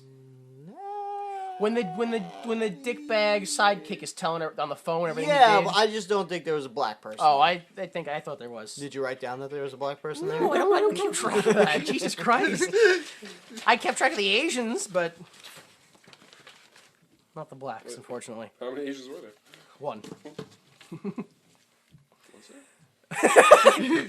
Jesus Christ. You get that I'm doing a bit, right? You understand that? All right, so after all that stupid bowling league stuff, we get another scene that makes me question horses. We have Don walking down the street, and he steps on a newspaper, and two things happen that I just cannot understand. I refuse to understand it. Oh, Number one, the logic is bothering you now. Yeah. Oh. No. Oh, my God. No. He steps on a newspaper and then reads the fucking newspaper. Yeah. Which means apparently he can just read anything. He went to high school. Oh, yeah, of course. No, we established later he went to high school. And then he says, I think it's time I paid you a visit. To himself, talking Yep. about Bobcat Goldthwait. But he says it while chewing gum. No, but he doesn't just say, "Oh, I think I'll pay." He's like, "I think I'll pay him a visit." Yeah. And Very clear. Like, I don't... Did he buy the gum? what? No, let's take a minute. Let's pause, take a break, and talk about the talking animation. Which it wasn't animation. It was, I you thought it know, was a real Oh, it's real horse, yeah. yeah, it's a like real some peanut horse, butter and or they do something. the fucking Mr. Ed shit where they put peanut They butter in his molest mouth. him. I was about to they put a carrot in it. Carrot up his ass. You know, I will say, part of me thought when he made the joke about them shoving a carrot up his ass to get him to talk, I was like, is John Candy alluding to the fact that that's what they're doing for this movie? Oh, God. Yeah, that's... Because why would... Like, what a weird joke to make, Yeah. unless that's what was happening. So maybe this is the one scene when they're like, all right, we're out of carrots for the day, but we still got to get this scene. Let's just put peanut butter in his mouth. So the horse is chewing. So they have to make it seem So like they he was gotta, chewing. yeah. So they gotta That's be like, actually the vibe I got. They're like, oh, it looks like the horse is chewing something, so therefore... but every other scene he's not chewing. There's one scene where he really looks pissed off, actually. Well, Like, you can so, see his eyes. Again, it was John Candy ad-libbing. Like, was it one of those things where like blah blah blah carrot up their ass, and you know the director's like, you can't say that. The fact that John Candy ad-libs this film makes me fucking hate John Candy. Yeah, it's, I think John Candy might be a terrible fucking racist. Or was. He's dead now, so. I'm sure he was. What do Still you is. mean? Oh, yeah, I'm sure he didn't change his ways after his death. He's dead again. Christian. Dead again. All right, so yeah, after that, it's time I paid you a visit. We get Fred pulling into his parking garage, and he hears moaning. He walks over to the side, and he sees it's Don laying on the ground, and he's very clearly feigning dying. Why Because would there's he no have to do exposition. that? I don't understand why he... Because he's a piece of shit. That's why. The horse is morally wrong on all grounds. Fair enough. Oh man, yeah. And after a little coaxing and just you know, guilt tripping, Fred offers Don residence. He asks him to come upstairs. He's like, yeah, come upstairs or whatever. They're in the elevator. This is when we get the fucking padded padded elevators. elevators, Nah, yeah. yeah, that crap. And Probably just sarcasm. he lets him know. I can't tell anything that he said. We're coming up. I was going to mention there's a part where he starts talking. I genuinely don't know if it's sarcasm or if he's telling him the truth. And when he's in the elevator, he tells him, "Oh yeah, those stock tips you got, that was me."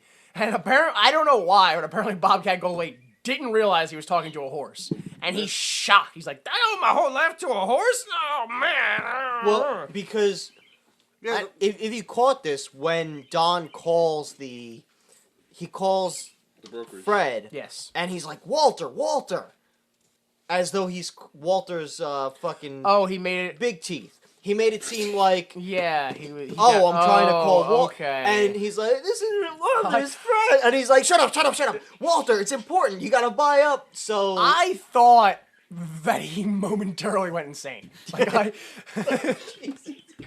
I thought that John Candy would just like, I'm just gonna ad-lib the fuck out of this scene. yeah, I'm This is gonna be my masterpiece. I'm just gonna make up new characters for this scene. Just picks up the phone. Quick, Bartholomew, you've got to buy the Tampsters. You have to. We won't win the Soviet war if you don't. the Soviet War. Hey, I don't know what the hell's going on with that horse. From the elevator, we have Fred trying to quickly get Don into the apartment, but we get a neighbor who sees it and questions it, and they say that it's a costume. Yeah, It's a costume party. Oh, that's an Very authentic lifelike. costume. Oh, yeah. And then we hear, he's like, oh, right, it's a costume, right? And then Don's like, oh, yeah. And he starts playing a piano. From rhubarb. Yeah, then they go when they're inside. Well, actually, Don's already inside. So Fred enters, and they start talking, and everything Don says, I don't know if he's being sarcastic, if that's the way his voice works. I don't like. He's like, oh yeah, I really like the place. It's got that lived-in look, you know. And I He was tells like, him it's not lived in, actually. oh yeah, it's that not lived-in Which look. apparently lived in means you just put plastic all over the furniture. And velvet ropes, which again, I couldn't tell if he was being serious or not. I genuinely wasn't sure if he was mocking him. Like he was like, oh, he needs like plastic furniture. I was like, oh, that's haha. He's like, and velvet ropes. I was like, wait, I think he might be serious now. I've never ever seen anyone do that. And then another thing he says, which is like, Fred's like, "Oh, do you want anything to drink?" And he's like, "Yeah, anything diet." And then Very, Fred, very, like, and then he condescendingly, actually yeah. pours him a drink, and he drinks it. So I wasn't sure if he was being condescending I or. think Tab Cola might kill a horse. It's gotta. No, he kills humans, I'm pretty sure. Yeah, That's why they make it gotta. anymore. They still, Yeah, and another. yeah, They still make Tab? I see it in supermarkets every now and then. yeah. It's not in the main soda aisle. It's like with all the store brand sodas. Wait, they actually keep it behind the supermarket in the dumpster? Yeah. Yeah, after he pours him the cola, we get the main reason as to why a horse can't live with a human being, and that's because they shit where they're standing. He says, "Oh, I hope you have a lot of newspaper." Yeah. That's Yeah. what Don says. I hope you have a lot of newspaper, implying that he's just gonna shit where he stands. The main reason why a horse can't live with a human Yeah, being. but why don't they just get him one of those poop bags? Why doesn't the horse that can understand human beings learn how to use a fucking toilet? In fact, you know what? No, wait, what? No, here's what happens. Because later on, when Don is complaining, he's like, "And you leave the toilet seat up all the..." Uh-oh. He also does another clothing where he complains about underwear being left around or something like that, and like, wow, like what's it get caught on his hoof? Like, what is he? He's an asshole. Yeah, I know that. Can we stop and... Now, we know all the shitty jokes John Candy makes throughout the movie. Now, imagine if we ended up with Sebastian. Joan Rivers and John Candy together. Oh my god. It would just be shitty jokes, like, back and forth at each other. I think it was a much different movie than that because You know, that's when Ellie it- Gould was supposed to be. Well, yeah, but I don't know if they were all at the same time. It's just one was originally supposed to play one and one. I don't know. Is And She wait, seems- was Joan Rivers going to inherit the company from her dying mother? Yeah. Even though she's like 100... She was 106 years old When this movie. when this movie was made. I don't know how, but you made me feel like I've offended Joan Rivers. Oh, yeah. We've offended Joan We get Rivers. fucking pulled on The View tomorrow. They're gonna kill us. I don't think she's on that. Yeah, but they still up there. They, That's like if you insult Regis Philbin now. other talk shows bring you on. That's how it works. That makes perfect sense. You go on television. You're like, oh man, that Don Knotts, what a piece of shit. And then the next day you're on Total Request Live. Well, I think he's dead and that show's canceled. So Yeah, I think Carson Daly only does it out of his garage at this point. Chris really does a podcast. Look, I'm sorry I couldn't use popular culture with that joke. I don't follow any of that shit. Don Knotts. That's who you picked. He was watching when Don Knotts met Scooby Doo recently. Don I Knotts gave was you on like Regis Philbin. Don Knotts was on like Yeah, 30 but I didn't want to episodes. steal it. of I wasn't Scooby-Doo. my own. I forgot who Kathy was. So It was I either didn't follow Don through with that Knotts. joke. It was either Don Knotts or the Harlem Globetrotters, and that's all Scooby-Doo's guest stars ever consist of. There's Batman Batman. on that There's one. Batman All right, sometimes. Adam West is on How there dare once. you? Adam West. All right, so after he tells him he's gonna shit everywhere he's standing, they pretty much just bond over youthful shenanigans about like, oh, I never drank so much tequila in my life, and yeah, I should have banged her. I don't know, whatever terrible stories they're talking about, and they're watching movies, which I assume they're about genocide because the only time they show a dialogue from the movie, it's like, well, they're all dead. It's like, oh my god, what the hell are they watching? It's gotta be about genocide. That's So what I Mater's assume. like, look, you could be watching something worse with everybody dying. Then the next day, Fred takes Don for a walk like he would a dog. And he starts asking him, like, oh, what should I do? Like, with the company, you know, you think this would be good, this would be good? And he's like, listen, all I know is you're going to need a bigger pooper scooper. Yeah. Yeah. And I was just like, that you didn't need this entire scene. At all. He's like, Don, I need help. And he's like, well, you know, poop's a thing. He's like, I sure do poop a lot. You know, I shit a lot, right? That giant shovel you have isn't going to be big enough. So then we go back into the apartment, and we get this stereotypical housekeeper who's just like, no, mister, no horse, no. I don't think this lady was Hispanic. I thought she was just like a white lady Like- doing an offensive Yeah, Hispanic accent. She was in Hispanic face. brown face, I guess. Yeah, I mean, she, To them, brown face and Hispanic face is just a clean It's not that outfit. hard. She just Apparently, probably brown went to the face tanning is a booth for like an unibrow hour. and a mole. yeah, they just took an Italian girl and was like, go be stereotypical. No, and no horse in here. Are you gonna tell? Which she immediately was like, oh, okay. Horse in here. Yeah, it's like Mister says so. Yeah. She's like, no horse. No, I don't clean up the horse. He's like, no, it's only for one day. It's okay. And she's like, oh, okay. She answered the question that they probably Vacuums should have around asked it. originally. She's like, why a horse? Yeah, it didn't. Oh, man. And then do we also get, is this later? What? When the I hope it's the end of the movie. Are we up to that no, point? there's so much going on.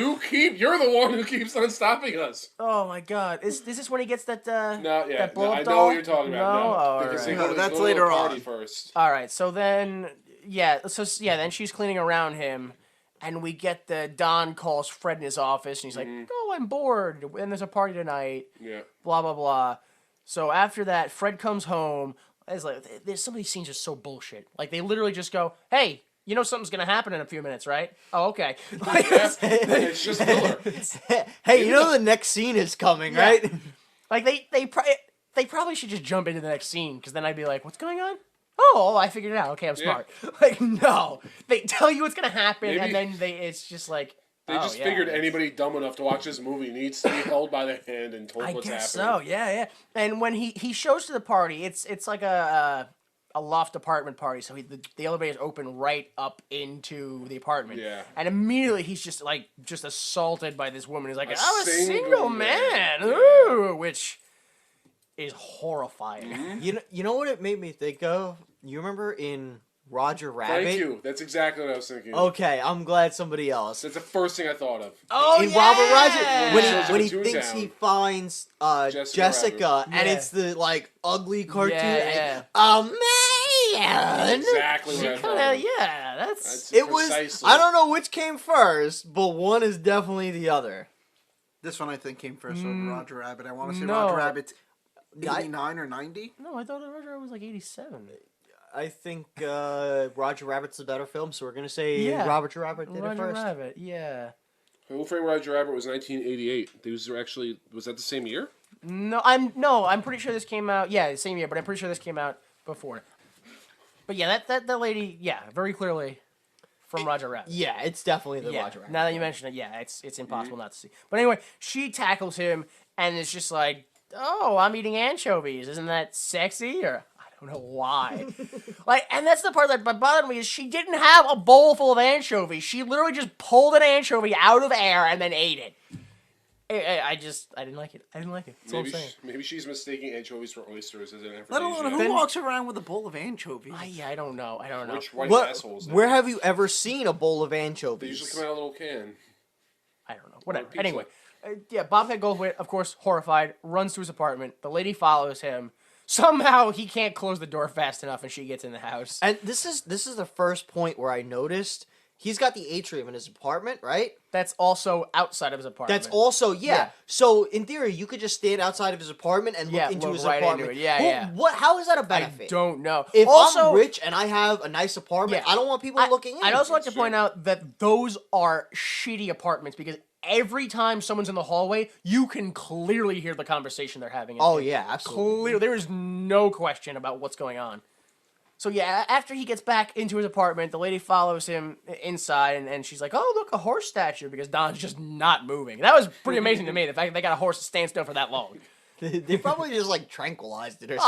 Ah, Maybe that's why all the filler was in. The horse died halfway through production. They couldn't get all the scenes they needed, so they just needed filler in there. just Bobcat Goldthwait bouncing up and down on a stuffed horse. It'd be pretty funny. I mean, that's basically what happens at the end. Yeah. But it'd be pretty funny if halfway through the horse just changed color. Yeah, the first horse died and they couldn't find a similar looking one. They couldn't find another horse. That's great.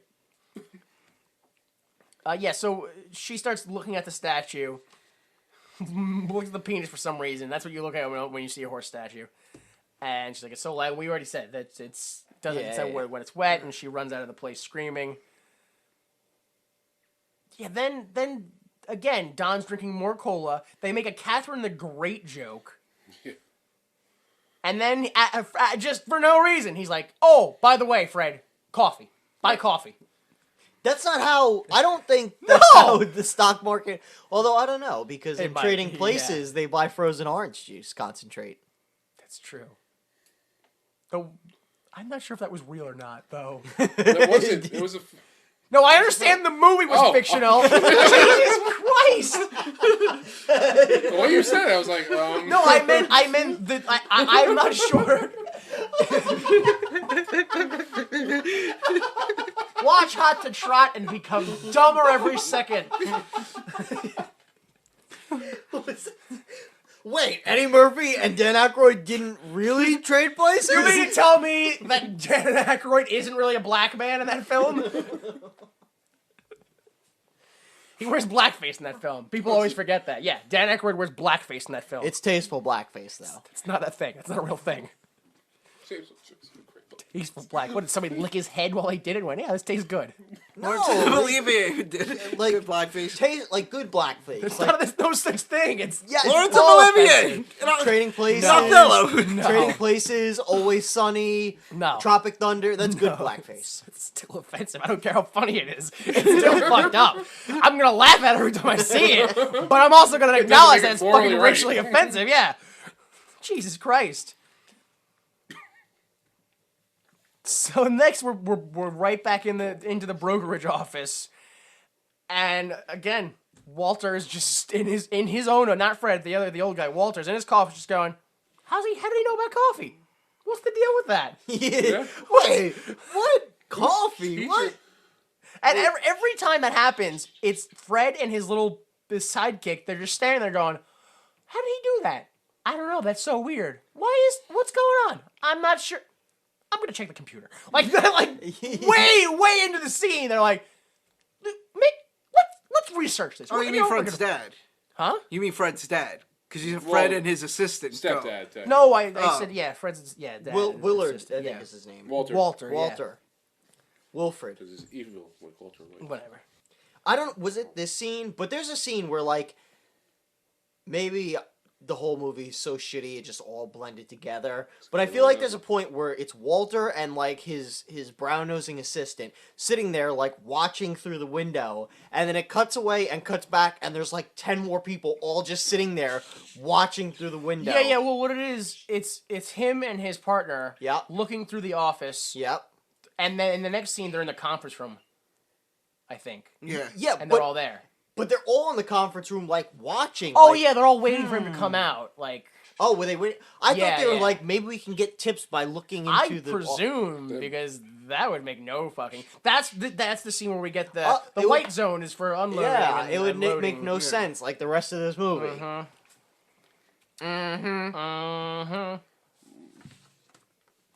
Yeah, during that whole thing, Allison, the secretary, suggests that perhaps Walter underestimated him, at which point Walter suggests that she should figure out how he does what he does, presumably with sex. That's clearly the implication, because Fuck the it's the truth out of 80s and she's a woman, so there's clearly sex You involved. only have one purpose here, Missy. I don't know why the 80s are talking like that. Like the 50s. Apparently in your mind the 80s were the 50s. Anything before now is all the same. Anything before today is 1950. Regardless if it was before or after 1950. That's how they talk. Right? You don't remember the solid 2,000 years of Eisenhower as president? Those are good times. Those are good times. So after the boss, it feels like he kind of just like blackmailed her. And, like, I know all he did was say, well, maybe you should figure it out. But I feel like he basically said, have sex with them or you're fired. And she doesn't even put out. She doesn't even. Well, I mean, would you if some lady was like, you know, I gotta have a talking horse, right? Come back and I'll show you, and then just like forces the horse to talk. Well, no, because obviously he's gonna cut her up into little pieces. It figures a goddamn horse. Yeah. So yeah, but what we get is Hard Don right is turn this movie. very skeptical of Fred, who has a date with Allison. He's like, "What you mean? You mean she asked you out? That's not what happened." And all of us like this is the scene where it like becomes clear to me that I don't know how, but Don is the perfect personification of the millennial generation. Like, I don't know if that's just like a recurring thing that it's always been the same, but this guy is so fucking entitled.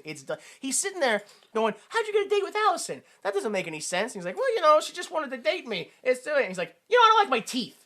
Just interrupts him just to talk about himself and the things he doesn't like about him. It was so weird that he just kept, yeah, well, whatever. And then he's like, after he's like, I don't like my teeth. Fred's like, he tries to help him. He's like, well, I don't think they're so bad. I mean, I guess you could probably use a water pick or whatever. Immediately cuts him off. Hey, Fred, look.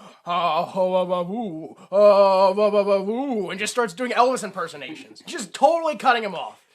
Now, I'm gonna go out on a limb here and try to explain why you think this represents the millennial Go for generation. it. Yeah.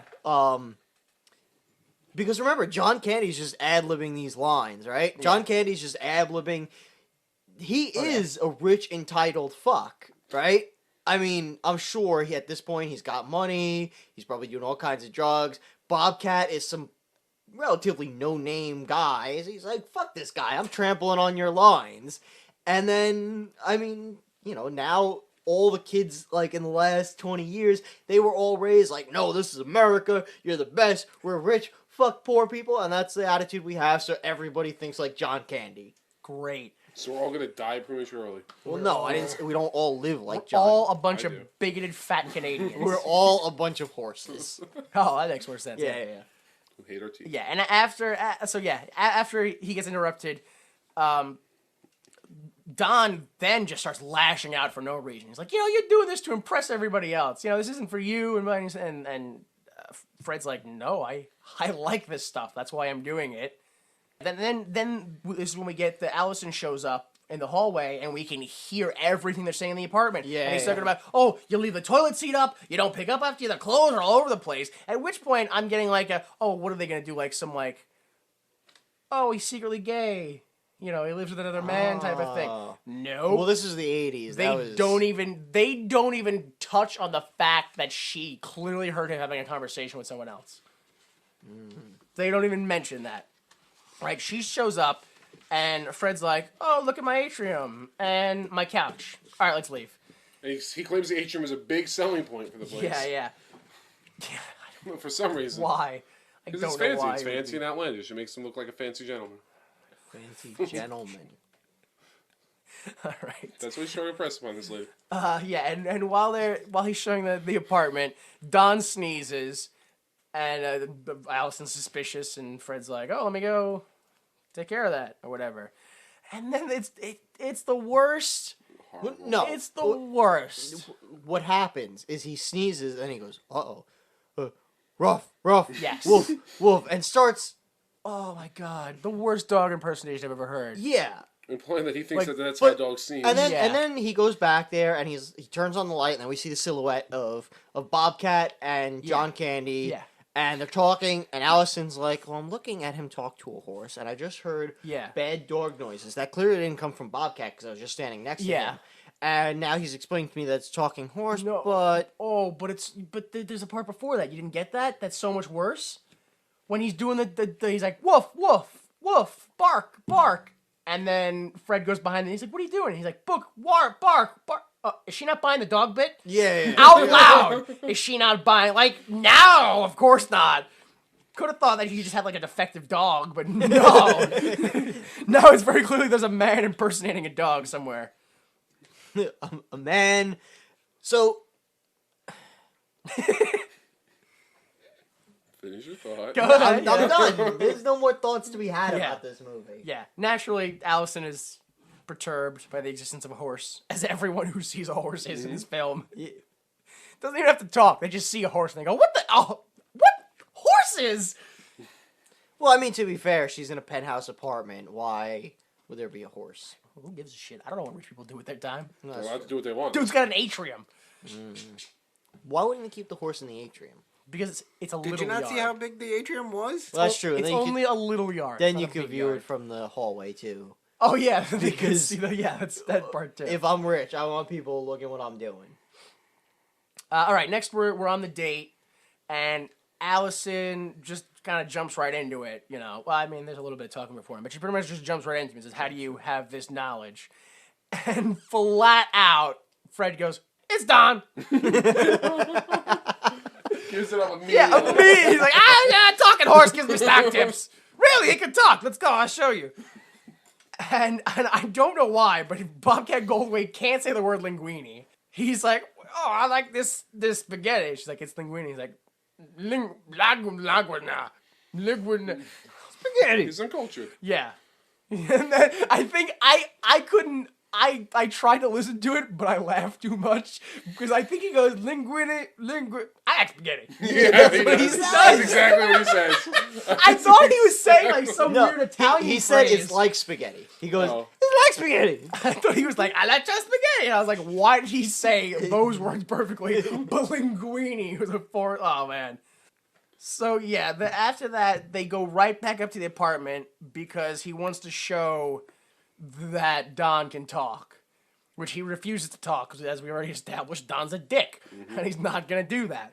Huge asshole. So after Allison leaves, he goes back in to yell at Don, who's suddenly watching King Kong. Yeah. It's just suddenly. Was it a projection TV? Because Yeah. standing. Okay. Yeah.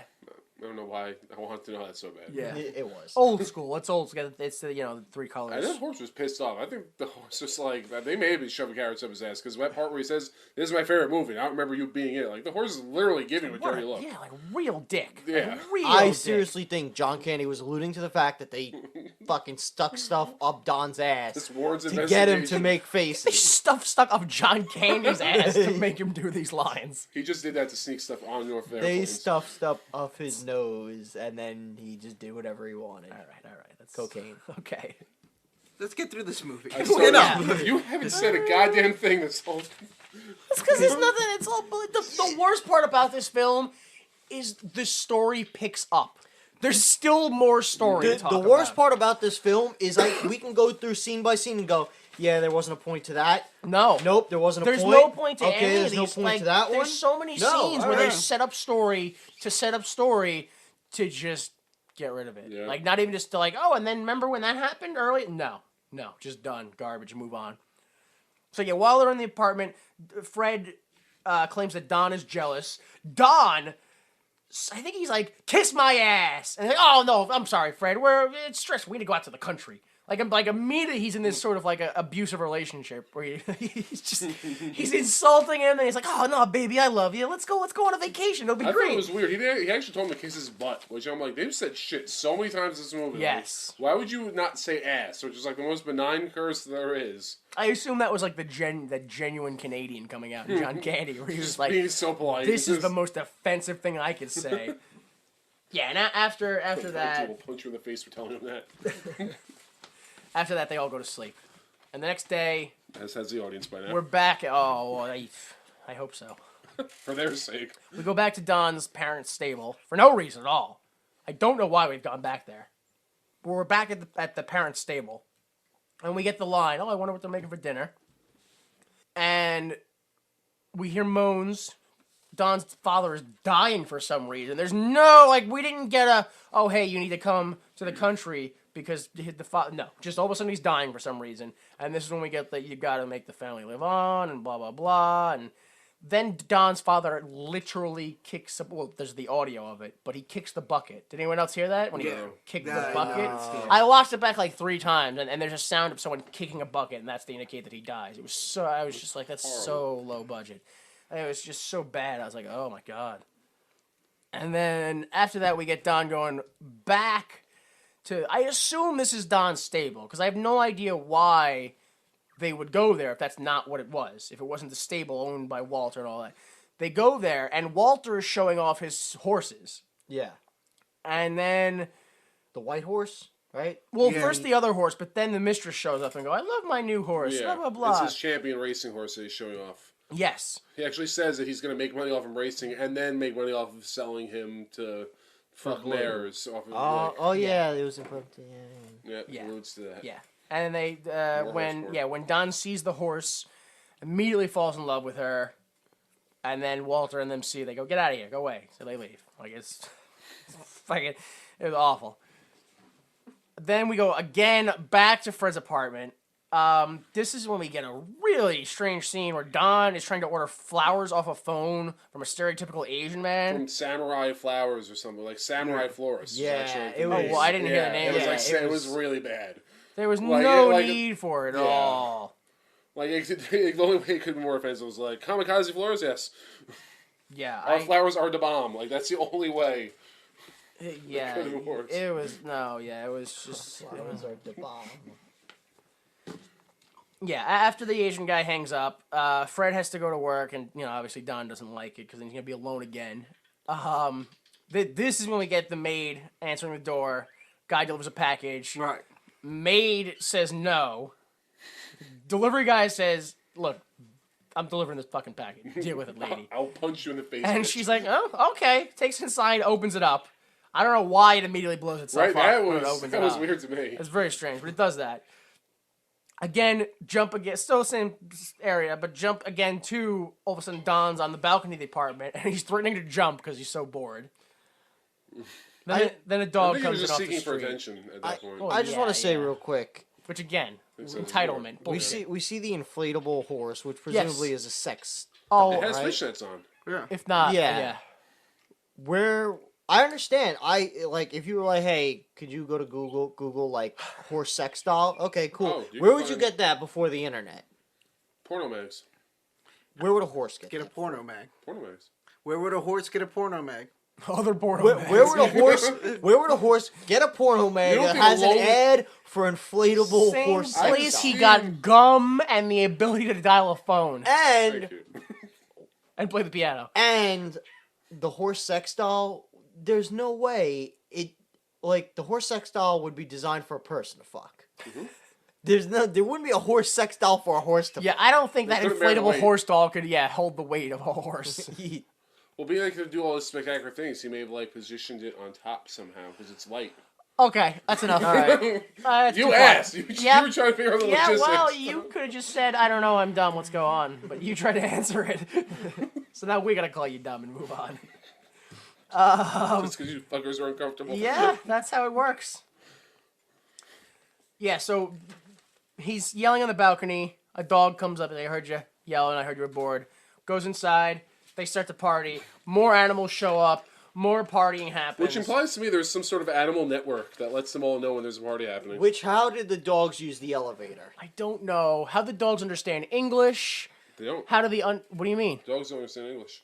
Fred was on the balcony saying, "I'm going to jump." Oh, no, he said I saw you on the balcony. He didn't say I heard you. And he talks to the dogs in English, and they respond. No, he in speaks dog. to him in dog. He speaks in rough. He starts saying rough, rough. Then if he hold on, wait a minute. If he speaks in dog and he's like "Ruh, ruh," then how come his dog impression earlier is so bad? Because he's a fucking moron. This whole movie's dumb. It makes no What sense. a piece of shit, this fucking cat. That, again, spiteful. We've already established that horses can understand humans and don't out of spite. They're all assholes. So that's what it was. He was a dick. He purposefully made the horse sound to ruin the date with her.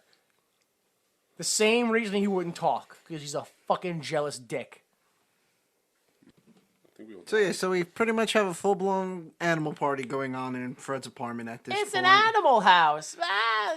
And Fred shows up while they're all there, Yeah, right? he shows up with this thing of horse food. He struggles to take it up to the apartment, and then the duck curses.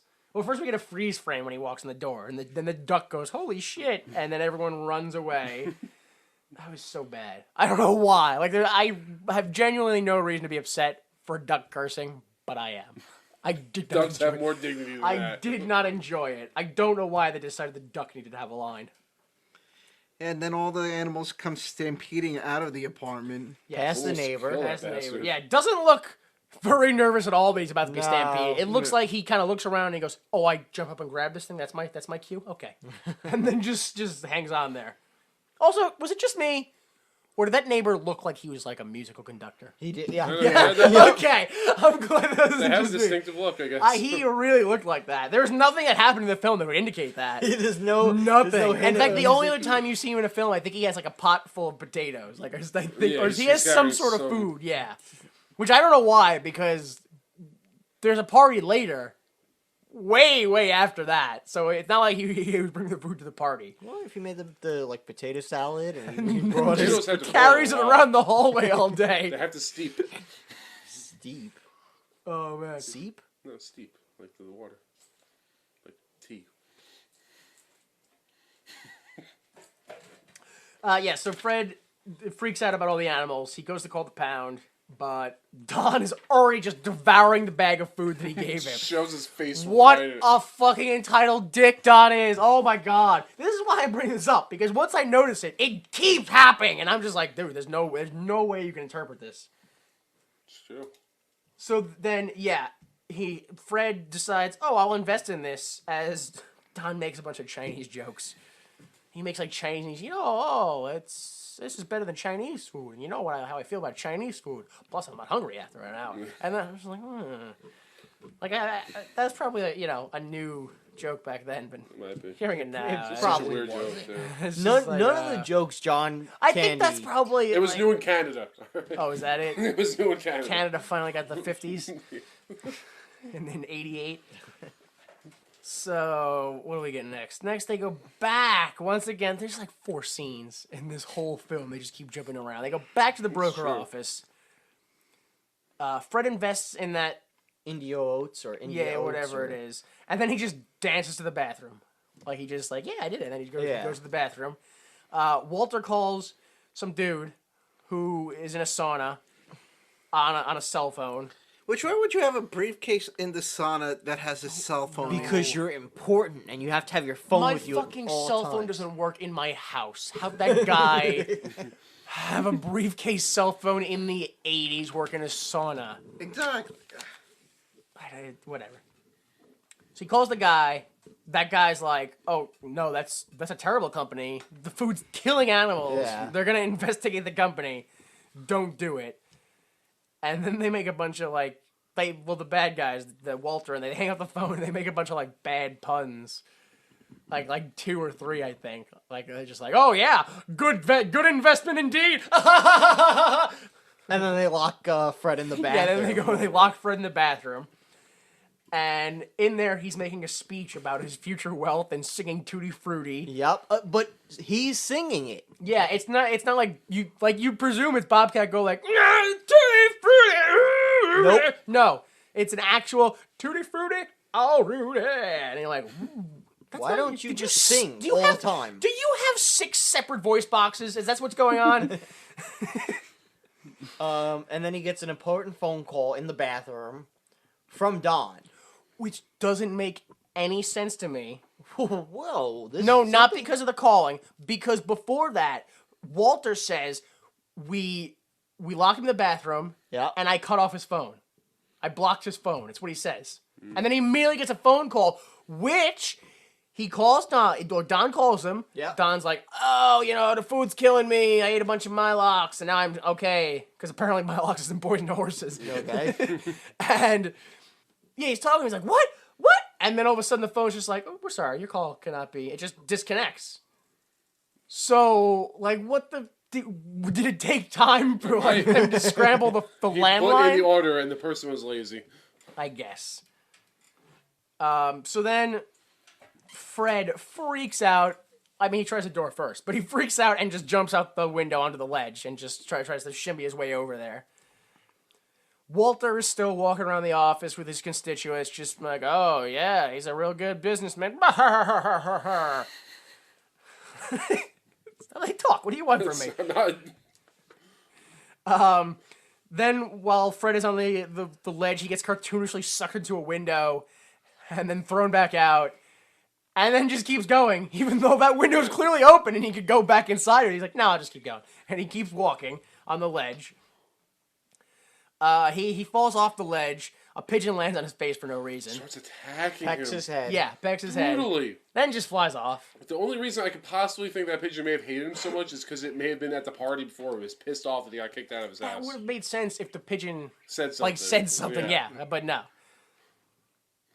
And then he gets back up on the ledge, crawls over to his actual office. Some lady walks in trying That's to his sell him assistant. sandwiches. No, that's his assistant. That's his secretary. Yeah, secretary. Was it? Yeah. Yeah, he's the one that And he... she is like, oh, what are you doing out there? That's you want Yeah. what kind of I got rye or you want? Totally oblivious that there's a stockbroker on the Her ledge of boss. a building. Her boss is on Yeah. the ledge No, of I the understand die. that, but it's more important to know. understand General. it's a stockbroker in the 80s Yeah. on the ledge of a building, and she's like, no, wheat or rye.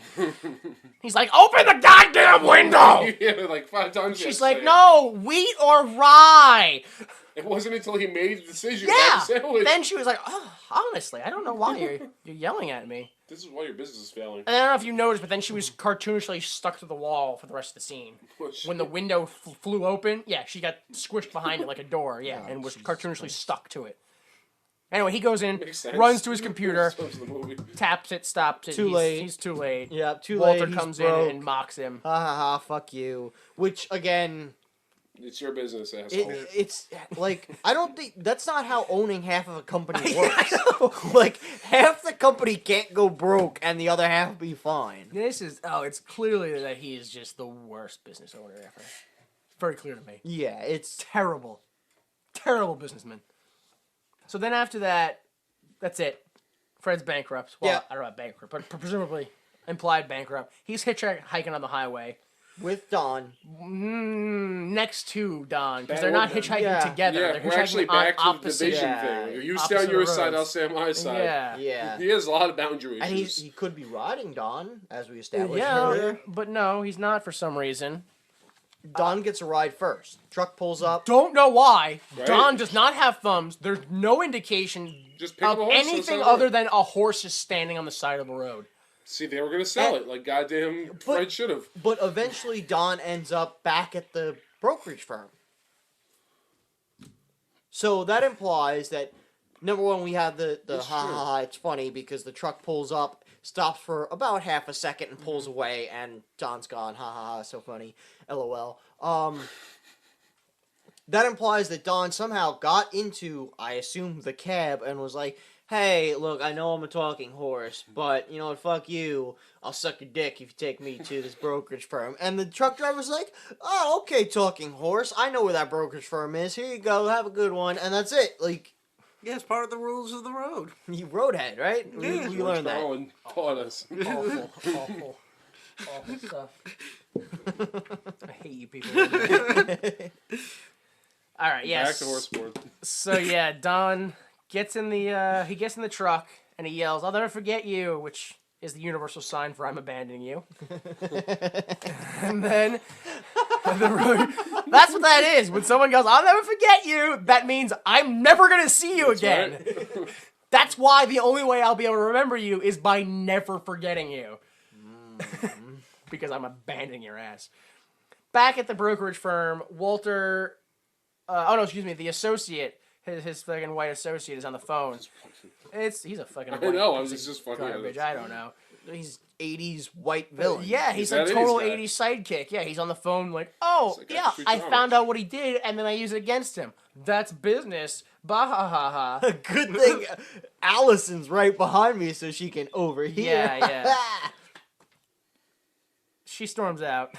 I don't even... She quits, Yeah, yeah. Yeah, she quits. she's like, Because she goes into Walter's office, and he's just like, he's having a toast to the fact that he's gone. And so she just quits. Half my company's bankrupt. Let's celebrate. Let's celebrate.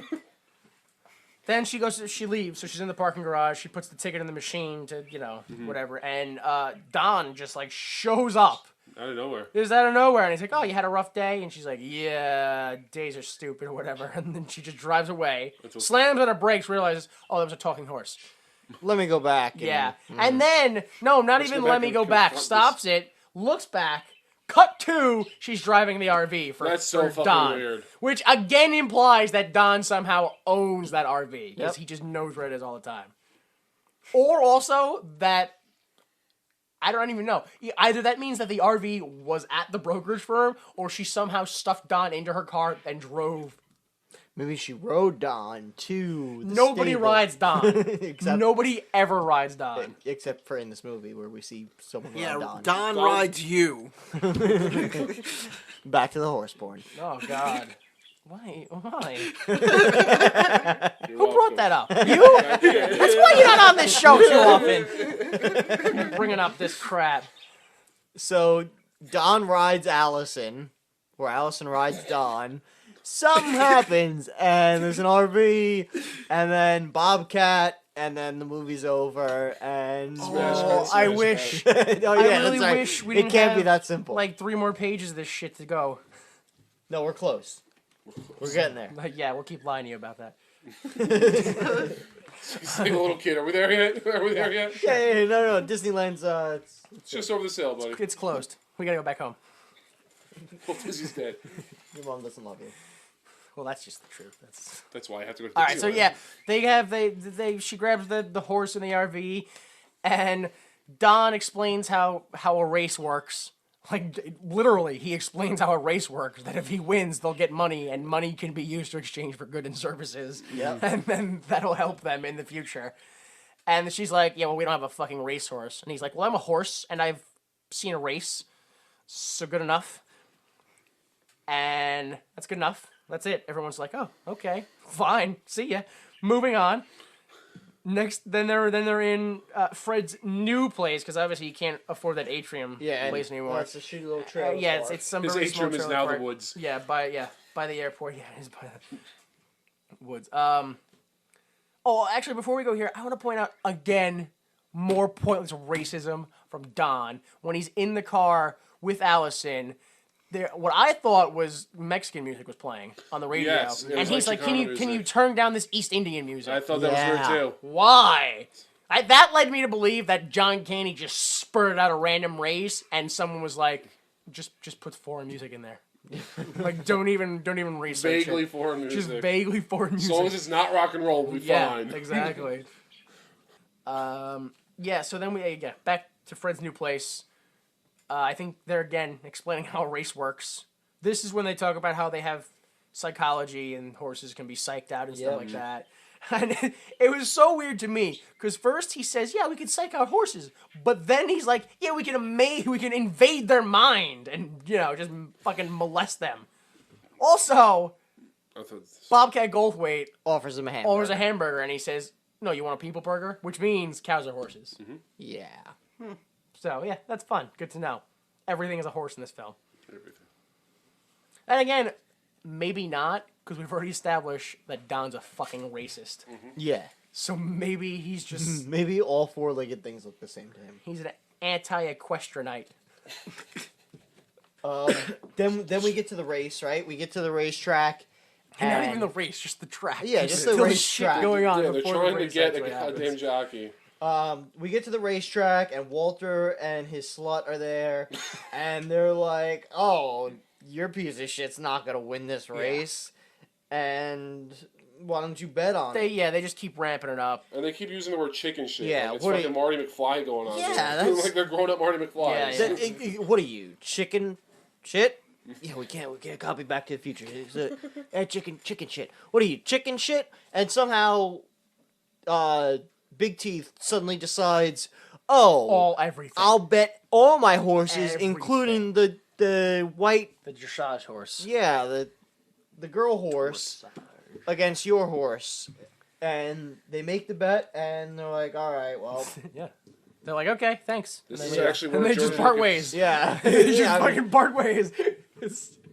Oh man. This is where George Lucas got the idea for the pod racing sequence. How Qui-Gon was able to get fucking Anakin's freedom. Yeah. So then next you have the race interviews because they needed a jockey for Don.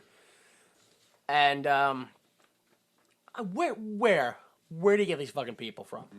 Like Jockeys. there They're must have clearly been not jockeys. There must have been a release day at a nearby prison that they all Yeah. came from.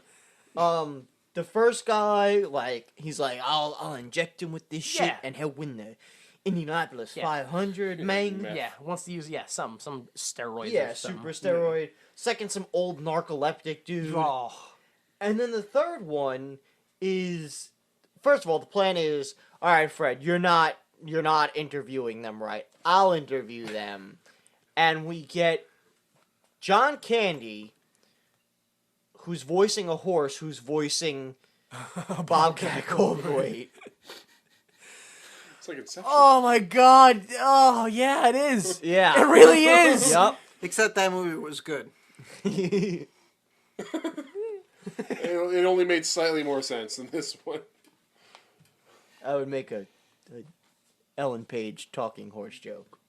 but I'm not Are gonna. you saying Ellen Page is a talking horse? Yes, that's exactly what I'm saying. Why? I don't know. Because fuck Okay. you. Because then fuck this movie and fuck every movie. Just lashing out now. There's no real. Yeah, that's what it is. There's Hamburger no phone is aim. apparently a horse burger phone. Yeah. Um, That's what I had to learn. Apparently, every time I have a fucking hamburger, I mean a horse, which apparently is illegal. Is it illegal to eat Well, horse? you're not allowed to have horse meat in anything. Really? but I think you're just not allowed to sell it. Yeah, you can't call it one thing and say it's another.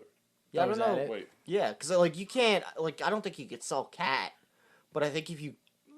You say it's cat, yeah. So why not Well, just no, I sell think like you might be meat? able You to can sell whatever you want. cook your own cat. No, you can sell whatever you want, as long as you're not mislabeling Pretty it. sure there are things. you yeah, I don't cannot think sell. you They could sell, sell cat. they sell canned guinea pigs in some stores.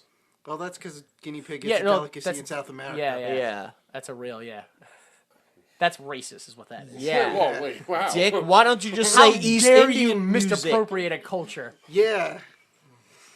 You know what I hear some fucking strange cultures eat? Meat formed into a loaf. It's delicious. Yeah, sure it is, you freak. You white people make weird foods. I don't get that. This is not about meatloaf, though. Moving on, though. That's not, I'm not even going to let that divulge into that. I So- wasn't ready to. Yeah, so he's got this, the horse that it's Don pretending to be Fred, pretending to be a horse jockey. Well, Well, hold no, on. Or a no. horse interviewer. Yeah, Yeah. well, yeah. And the guy is out of his mind, Batshit insane. batshit insane, and once again, Don proves that not only is he a piece of shit, but he has absolutely zero regard for Yeah. Fred's safety or well-being, No empathy. which makes me wonder, why is he even, like, why does he give a shit Yeah. about helping him? Well, I cannot for the life of me understand Because he why he's there. basically coaxes this dude into beating the fuck out of Bobcat. He tells him to take a swing. Yeah, It's literally. He's like, "Go ahead, pussy. Why don't you punch me in the face if you man enough?" And then afterwards, he's just like, accent so that who's person. next? He doesn't mention that he got beat up, Yep. or he's like, well, yeah. This that's guy how it also happened. never actually questioned because he says something to him like the first comment, and then he's like, "What did you say?" I didn't say anything. He says it in his voice. The guy Yeah. doesn't question. Yeah. He's And out of his mind. He's changes. clearly The guy's insane. insane. Clearly insane. Then they're like, "Fuck it, I guess Bobcat, you're gonna ride the horse." No, well, they're literally just like, what are we gonna do? And he's like, I'll figure out something. And then end of scene. Smash Nighttime in Don. It's just it's nighttime in Don's stable, and he has a bunch of self-doubt. And for some reason, this film decides to let us know that reincarnation is real. I don't know why. There's no reason for that. That fly was horrifying. By the That way. it was. It was a very horrifying. I'm pretty sure if you give anything lips that aren't supposed to have lips, it's terrifying. crazy Yeah. scary. That's why I think the new Turtles movie isn't gonna do good. Which 'cause one they is gave it? him lips. Which I feel like they were trying to be Enough. like funny and cute at the same time by having the father reincarnate into a horsefly. But I was like, that's really fucking dumb. It's just because he didn't do anything. He showed up There's and no he was reason like, for it. "I believe in you," and then he was like, "Yeah, don't. Being a fly is terrible." Like it literally, he shows up, tells him how bad it is to be a fly. Yeah. Then goes, "Believe in yourself," and at the end he goes, "Hey, what's it like to be a fly?" It sucks. It's- Sucks, yeah. son. It's Which is, I mean, That's- based on the rules of reincarnation, is because his father was an asshole. Yeah, I mean, pretty much. If That's- reincarnation exists, it's because like it establishes, well, his father was a piece of shit. That's why he's a fly. Now he must eat shit. I don't. But why does he have the sentience of a horse? That's true. Yeah, reincarnation doesn't let you keep your... No. It Well, also maybe not it the also humans. implies technically it also implies that that was the first incarnation of him. Because he doesn't remember anything beforehand. So the first time that being ever existed was as a talking horse. He's getting some deep shit right here. I don't like it. That's what happens when you have flies. And They that also shoot establishes shit. that flies can speak English. Well, No, he has a horse gift. at least. Oh, yeah, I guess. Because we establish, some horses have Yeah, the well, larynx. You don't. Don't you fuck with me. We established at the beginning, they try to make science into how they Don say talks. larynx, yeah. Yeah, they're like, horses used to have larynx muscles, and some still have the blah blah blah. That's why some can no. speak English. That's how they. I That's know, I how had they. a theory, but I already disproved it in my mind. That's how they explained how horses can talk. Yeah, but I thought they were a lot more vague with it, like the gift. Like I don't remember. I didn't remember them. Yeah, but at the beginning, they're like miracle. blah blah blah larynx. All right, whatever. So fucking fly, horse, dad. Demon lips. Yeah, race, racism. No, not. Cut to Bobcat Goldthwait being really fat on the scale. Yeah, And the other jockeys making fun of him. Because jockeys are tiny fucking people. Yeah. Yes. Yes. Actually, right before that, we get this recurring joke, which I don't fucking get it. It's probably because I'm not rich and I don't go to horse things. But there's this cameraman introducing all the horses, and he gets to Don. He's like, "Oh, and this newcomer, Don." Everybody's Don? Is that right? Don, Don. yeah. That can't be right. That's because for some reason racehorses usually tend to have two names. Yeah. Yeah. and Yeah, then- but then they go on to tell you a bunch of horses that only have one name. Yeah, but they're usually like outlandish. Curiosity and Yeah, but they're like stuff like Curiosity and the Wizard of Azkaban and Hizzledy Bumps I and thought like you were going to say the Wizard of Asgard. I'm very disappointed. they always have weird yeah, names. but that shouldn't that in itself be a meta idea that because horses typically have weird names, by giving a horse a normal name, it's a weird name. It'd be like if I called you Rex.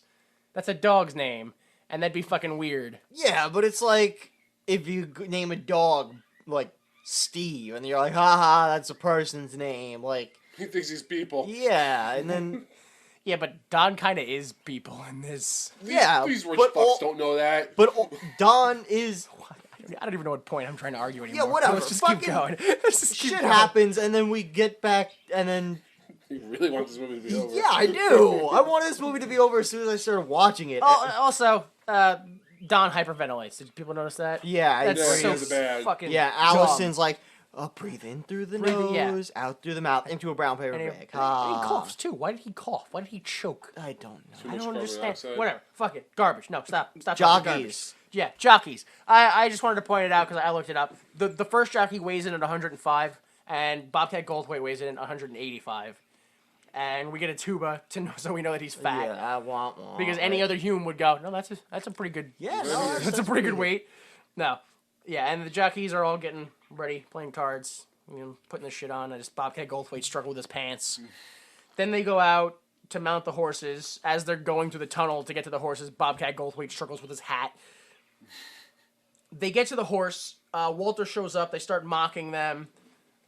And then Fred gives this big stand up for yourself, like hallelujah. Oh, the little guy might be down, but he's not out. Because when the tough get going and the going get tough, the little guy does the big thing. And the big, just keeps Yeah. going. Rolling on. Yeah, he I does think he drone runs out on. of steam, actually, at the And, end. and I think they meant I'm for not him to sure. run out of steam. Yeah. Yeah. I'm not sure if it would have been funnier if the people weren't immediately looking around bored.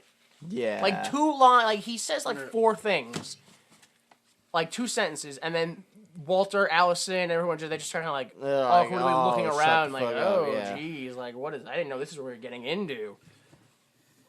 Whatever. So it ends. He gets on the horse.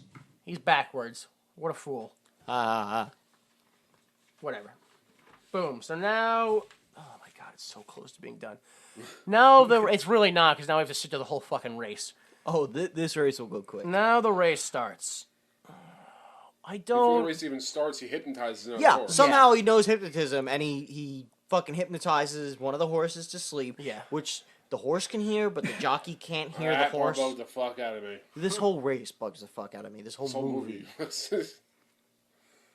Well, no, I think that he did hear him because he hypnotizes the horse. The race starts. Yep. Everyone runs. And it's only for a second, and because the horse is the center of attention, you don't notice it. But it looks to me like the jockey on the horse is also asleep. Oh. Which doesn't make sense. Nope. Because then, was Don just speaking in full volume English? Or does that jockey speak horse? No, he was Don was speaking in speaking English. So, like, why? Why wasn't Don- Bobcat then Huh? hypnotized also then? Because he was Yeah, number why 7. isn't, how come, why isn't the horse on the other side of him? Why is, like, how come that He was one horse specifically- and that I mean, one jockey? If you really want me to apply logic to this, he kept on saying number 7. He was specifically addressing. I don't know how hypnotism works. I don't know if you have to. It doesn't. It doesn't, yeah. First off, I know hypnotism works, and the rule of hypnotism is you have to be willing to be hypnotized. Yeah. If you sit there going, I don't want to, it's not going to fucking happen. So, first off, that horse wanted to lose the race. That's good Horse enough. just didn't want to run. Yeah, did not want to run. He was done with it. He was ready for the glue factory. Yeah. So everyone, fucking the race starts. Everyone takes off. Fred and Don. They're really far behind. And then we start to get this really weird, like, part of the race where it's not really racing so much as he just catches up to every guy in last and convinces them to quit the race. Yeah. He catches up to the Spanish one, and he's like, hey, man, immigration is waiting at the end. And he catches up to the next one, which how the fuck does he catch up to them? Yeah. It implies to me that he didn't need to do all this. Yeah. Then he catches up to the next one. He's like, hey, I hear there's a glue factory waiting for the winners at the end. And they're like, oh, nope. Glue factory. Yeah. Which it made me question, is that legal? Like, can you just, like, race people and just be like, you know, I murdered your wife, right? And just, like, horrible shit. Just say terrible, physically demeaning stuff to them. How come... And get them to just quit racing in a crying. depression. In a depression, just quit racing. Mid-race. How come the other jockeys weren't like, that fucking horse is talking at my horse in English? No, they didn't, yeah. Because this movie's like, fuck you. That's why. Catches up to the next one. And it's like, hey man, you want to hear a joke? What do you get when you got 12 donkeys on your lawn? Fertilizer. So hilarious. It makes him veer off course. Yeah. Laughs himself hoarse. And then, I don't even know. Do we get to the front then? Do we get to the... Is I that... think that was it, yeah. Then we get up, and I will say, you know, this... Well, did you mention the glue manufacturer? Yeah. Yup. And yeah.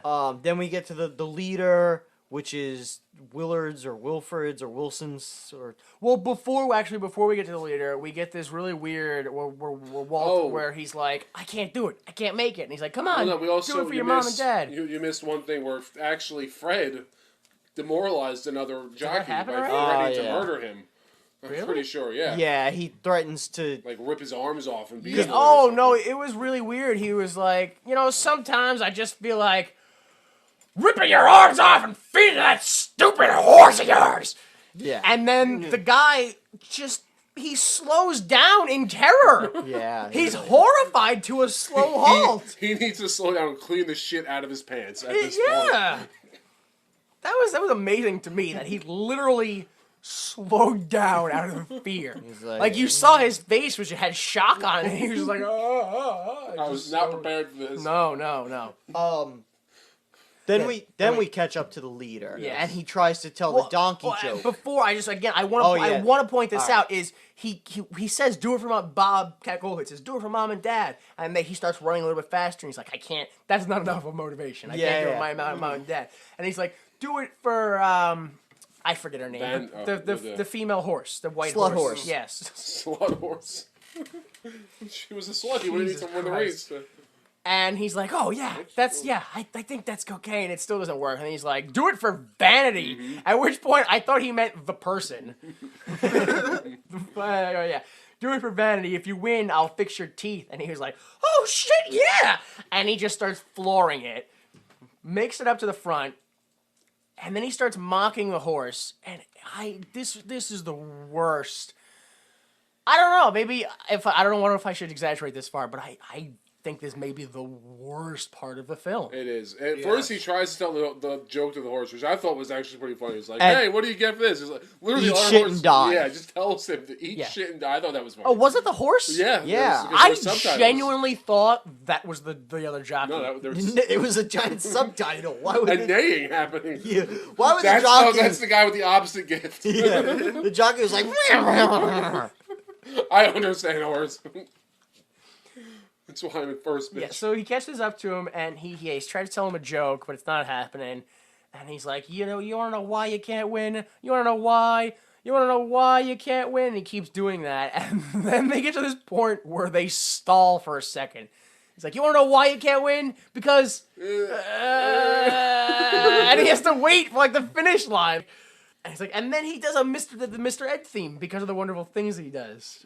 or whatever that is, Isn't right? that Or is from- that no, what that's was from it? Wizard of the That's what Oz. it was. Wizard of Oz. Okay. Which I didn't understand it. I didn't understand. No, there was no sense to it. there at was all. no John Candy was done at that point. horse of a different color. I don't like what. Whatever. Fucking erases ending, and And they're like, photo finish. and he Brian went incisor. Brian incisor. By his Oh, yeah, horrible, 'cause his crooked horrible teeth. teeth. Which shouldn't he not get his teeth fixed then? Like what? I don't think he ever plans on racing again. No, I don't plan on ever bringing this shit up again. Is the problem? So yeah, the Walter is like, "Oh, you're not gonna really hold me to that bet, are you? Considering I just lost everything to you." And he's like, "Yeah, I am." And then Don says something, but he mocks Walter directly Yeah. to his face, indicating that he had a talking horse this whole time and didn't realize it. Can you explain to me why Walter would hold up his end of the bet? Oh yeah, that was the first thing I thought. I was like, "Dude, there's no legal ground for Yeah, that. there's bet. Just no- fucking walk There's not away." even any witnesses. Yeah. In fact, I don't know. You probably find a way to sue Bobcat Goldthwait at this point Yeah. for like criminal negligence. He just starts keeping a horse. And then Yeah, unfortunately, as much as you'd think that's the end of the film, as shitty of an ending that be, there's another like tacked on ending that's still just as bad. As if one weird voice wasn't enough. Yeah. We get No. two. We get a second one. Yeah, we get Gilbert Godfrey plays a dentist, and he's working on Don's teeth. We see Fred and Allison are in a waiting room.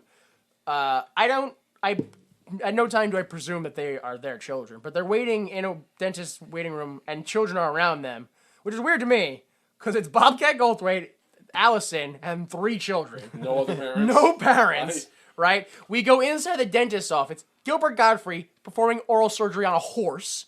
I don't know what this dentist does, but he's there doing his job apparently. He fixes the horse's teeth. He puts a little, whatever, like a rhinestone in there or whatever, and it sparkles.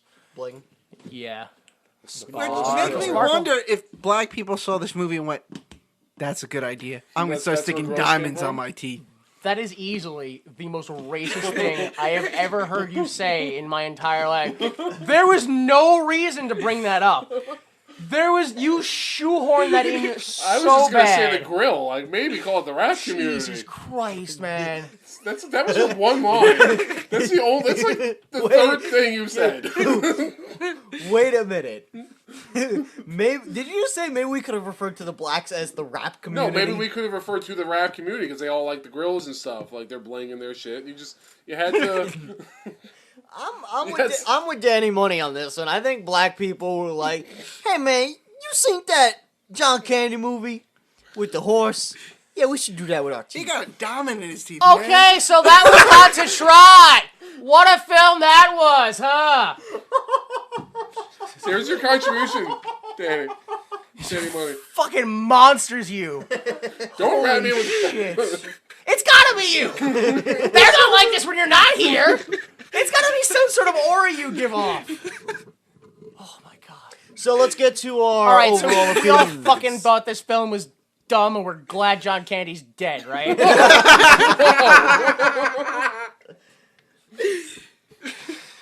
I'm glad he's dead, but I didn't think it was that bad of a film. No, it was horrible. It was truly awful.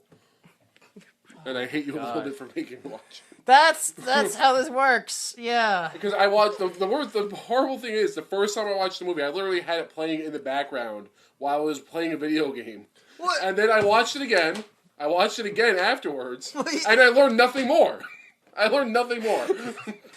I watched it twice, and I learned nothing more the second time. It doesn't count as watching it. No, If I it- did. No, I watched it again the second time. Listen, he's been explaining a lot of things to us about this film, so I don't really care about what you think the rules are. You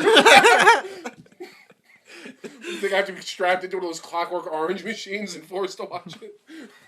Oh man. Yeah, so that's you does anybody have any exposition? Does anyone want to elaborate on why they didn't like the film, or just Because I this, think it's pretty this much movie Because of the horrible fucking things it did. this movie throws all logic out the window. This movie is constructed upon zero logic. I would say 80% of the scenes have no purpose, except the fact that, well, let's see, the movie's got to be at least an hour and 20 minutes. there are enough cuts in this film that I'm pretty sure this film takes place over 2 weeks. Just 2 solid weeks of Bobcat I'm not Goldthwait and a surprised. talking horse. Plus, I don't know about you guys, but I really didn't feel like there was a plot to the movie until the wasn't, last no. 20 minutes when they were just like, oh, there's a race now. It was Yeah, for no reason. the plot of the film changes as it was Bobcat Goldthwait has to overcome his evil stepfather. Bobcat Goldthwait has to overcome his relationship with the talking horse. Bobcat Goldthwait goes on a date, has to deal with women. That's the new plot line. But that was only a 20-second plot Yeah, line. well, but it comes back when the party he has to deal with another woman. And then Bobcat Goldthwait learns linguini. Yeah, and then Bobcat Goldthwait has to win a race. Like there's no like. It's so small when Bobcat has to fucking deal with the stock. Can we start our line of children books where Bobcat Goldthwait goes on adventures and learns new things? I think he'd be able to sue us for stealing his language rights. You have to wait until he dies. Also, part of me think- kind of thinks And then the estate that's will sue us. what Ernest was. Oh yeah. Camp and Yes. it's pretty much just that. Yeah, and he kind of had a funny voice. Oh, Probably. one thing I wanted to point out was apparently the character that Gilbert Gottfried plays, Yeah. he reprises that role in Problem Child 3. Yes, I'll never forget that part. Wait, does he? Because I Is remember it 3? No. he was in Problem Child and he was like watching the kids for some reason. I remember this. He wasn't a vividly. dentist. He was just a guy that was That's what watching the the internet kids. said. He was just a guy that was watching the kids, and at one point he's forced to dance with the children, and he's just screaming at the top of his lungs that he's having a stroke. Please help me, I'm having a stroke. No, maybe, yeah, I don't know, but Gilbert Gottfried, yeah, it says right here, Gilbert Gottfried reprises his role as the dentist from Hot to Trot, complete with x-rays of his horse patient. Really? That's what the internet said. I've never seen Problem Child, I didn't write down, but it's one of the Problem Child. I'm pretty sure it's 3. I've never seen the film to Oh wait, no, confirm that's, saw that. the I'm thinking first of one. who's talking. I'm sorry. Okay. That's when he was having a stroke. No, I remember Gilbert Gottfried in Problem Child. Was I that just the one don't with remember. Kramer? Which one was the one with Kramer? I don't. Well, are you saying that you remember Gilbert Gottfried in Problem Child? 'Cause Yeah. he was also in Problem Child 3 then, maybe, as a dentist. I don't know if he was... in one of the Problem Child. yeah, but I don't know if he has a recur... I don't know, so I don't... The only thing I remember about Problem Child is Kramer being a friggin' murderous rampage monster. And stealing snack cakes for some reason. All right, so just for the heck of it, if you had to, out of 5 stars. I'd go with 0. I would go with a legitimate 0 stars. I'd probably give like a 1. I'd Nope. give it 1. Yeah, I at least a chuckled 1. a couple times. I didn't. Fuck you, 0 stars. The problem is with these kinds of movies, like I watched them, like they weren't expecting anything. Like that's my problem with horrible movies. Like for what it wasn't too horrible because it looks like they set out to make a bad movie. I was expecting a fucking movie, and I didn't get one. No. I just got some scenes Just mashed together with over a weekend. the same actors in them over and over. It would have been again. better as a TV show with all the small plots. Yeah, an ongoing TV Yeah. show. Yeah. You think this should have lasted for more than... But that was called Mr. Ed. True. I guess. Yeah. What happened in this now? Why didn't they just remake Mr. Ed then? I think it's been enough time. I think we could do that now. Yeah, let's just remake Mr. Ed. All right. With CGI, we could probably make it really good. Oh, maybe, yeah. Wouldn't have to shove things up their asses anymore. All right, well, that's our opinion. It's always fun to hear other people's opinion because everybody has one, you know? Okay, R Trap said, Dabney Coleman's performance makes it all worthwhile. His buck teeth are incredible. They're hilarious. 4 or 5 stars. That's it. Just because those teeth, Just the teeth. which don't appear all that often. No! Like that. For being an antagonist, he's actually not that present in the film. Yeah, he really isn't. Honestly, Don's probably more of an antagonist than that asshole is. He might be. This next one, people won't be able to see this, but I just want to point out that how it's written down here is how the person submitted it. Like with all those weird... Oh, wow. And yeah, just haphazard random paragraphs. Jesus. Oh! We invented the cinema. I say we, but I mean the folks behind Dabney Coleman's world-famous role in Women's Lib. So, the Western genre doesn't apply here. No. You've got 2 things. A talking horse and a 25,000-year-old dame by the name of Virginia Southworthington Madison. Comedy was certainly inevitable as this pair teams up to provide as many depressed humans reasons to off themselves. I mean that in the Fuck it, I'm not even gonna try it. Google that word. In the parentheses. Nope. Yeah. I looked it up. It just means like in a philosophical sense. Okay. But that doesn't make sense. What kind of fucking nerd wrote It this? makes people. It makes depressed One that humans. doesn't know how to use it- capitalization it properly. makes- yeah, he used semicolons for like commas. And then I don't know. It was a mess. That whole thing. This looks like somebody whose English language is not the first language they use. All right, this next one I want to point out was written in 1999, pre 9/11. This next one was written pre 9/11. It scares me that you need to make that disclaimer. Oh, I definitely do because it's really weird.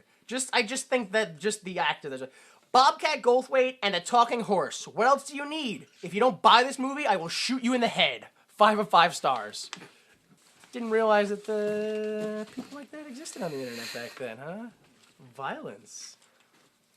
And then 9/11 changed And the then world. 9/11 changed everything, huh?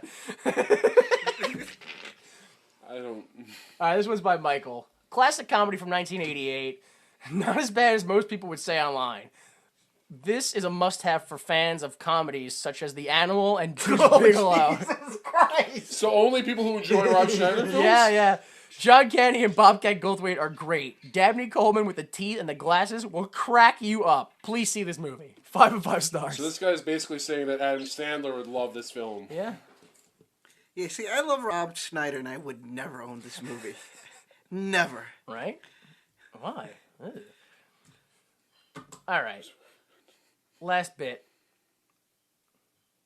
I really don't know what to call this bit. Anybody have a name? For what? The number 8? Yeah. Yeah. I used to call it Shakespeare's Corner because, a rose by any other name. Yeah. It still might sound as sweet. But that's too wordy. That's too Shakespearean. Yeah. Whatever.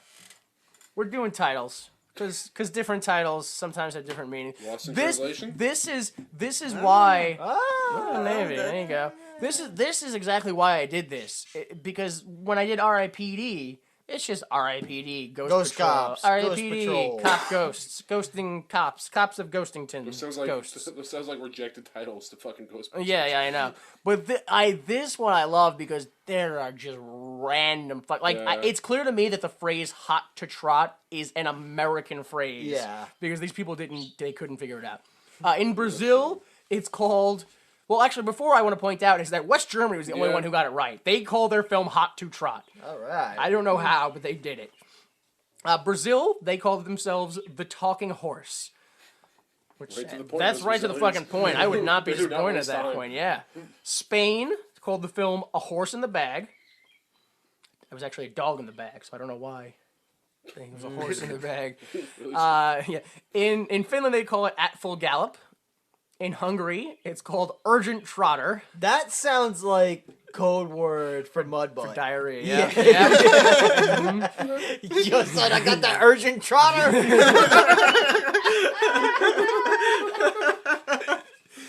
Oh, man. That's good. I like that. In Italy, they call it Don, a horse for a friend. In Poland, they call it, I don't know why, but in Poland, they call it Con, smarter than horse. No, smarter than Oh, horseman. excuse me, smarter than horseman. I don't know. The weirdest part was in the untranslated title, Con is spelled with a K instead of a C. Like, that's the only translation of it. I don't know why. Like, God. Yeah. Might be a. I don't know. In Siberia... Serbia. Oh, excuse me. Siberia. In Siberia, they don't have. They don't have a They language just or freeze horses. to death. Yeah, no, in It's Serbian, called snow. in Serbian, this film was called Horse Job. I love that. That's fantastic. If you fucking showed me just a movie poster that just said horse job, I would probably see that movie. You would And end up yet- seeing a horse porn. And yet you've never seen horse porn. I didn't say that. Oh, okay. You just danced around the subject. Yeah, we just danced around. I think technically now you have, though. Yeah, we fucking. We got you. Oh, man. Last one is Sweden, which is called In Full Gallop. Yeah, that's it. We already said Yeah. no sequel. No. Well, I would. He would make a sequel because now they'll have money, so he can make his fucking buddy cop movie.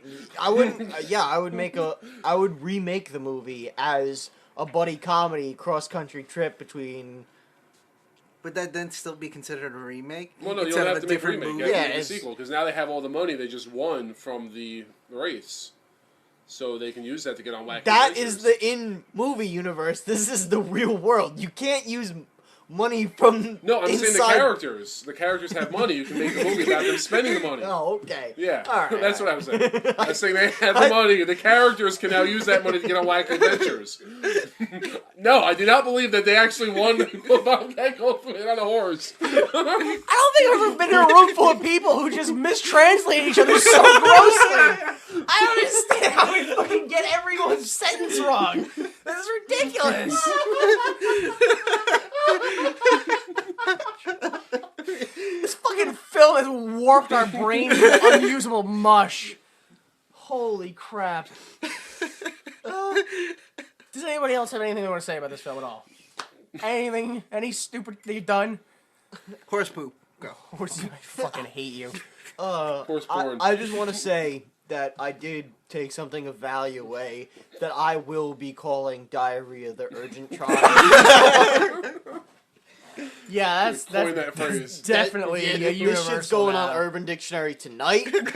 We are going to start this shit up. That's good, yeah. I hope that sticks, unlike shitbirds, which didn't stick very well. The charter Yeah. will stick to you if you're not fast enough. Yeah. What do you mean fast enough? Because if you don't poop, you'll poop your pants. But how's that sticking on you? Poop sticks to Do you. you like run as you poop? Do you eat glue? What do you... Now we're back to glue. All right, you can follow our blogs at www.ymt.tumblr.com and whywouldyoumake.this.wordpress.com. You can follow us on Twitter at at WWYMT. You can like our Facebook page at facebook.com/WWYMT, and you can subscribe to us on iTunes. Our intro music is Falling Off Your Love by Kill Paris. The outro song will be the feature song of this film, Hot to Trot by Danny Elfman. Thank you for watching and listening, and I'm sorry that I put you through that again. For Danny Money, J Delta, and Joey. Fuck your screen names. You simple named bitch. Please remember that without the mistakes of others, we'd be forced to endure the pain of failure ourselves. Support the arts.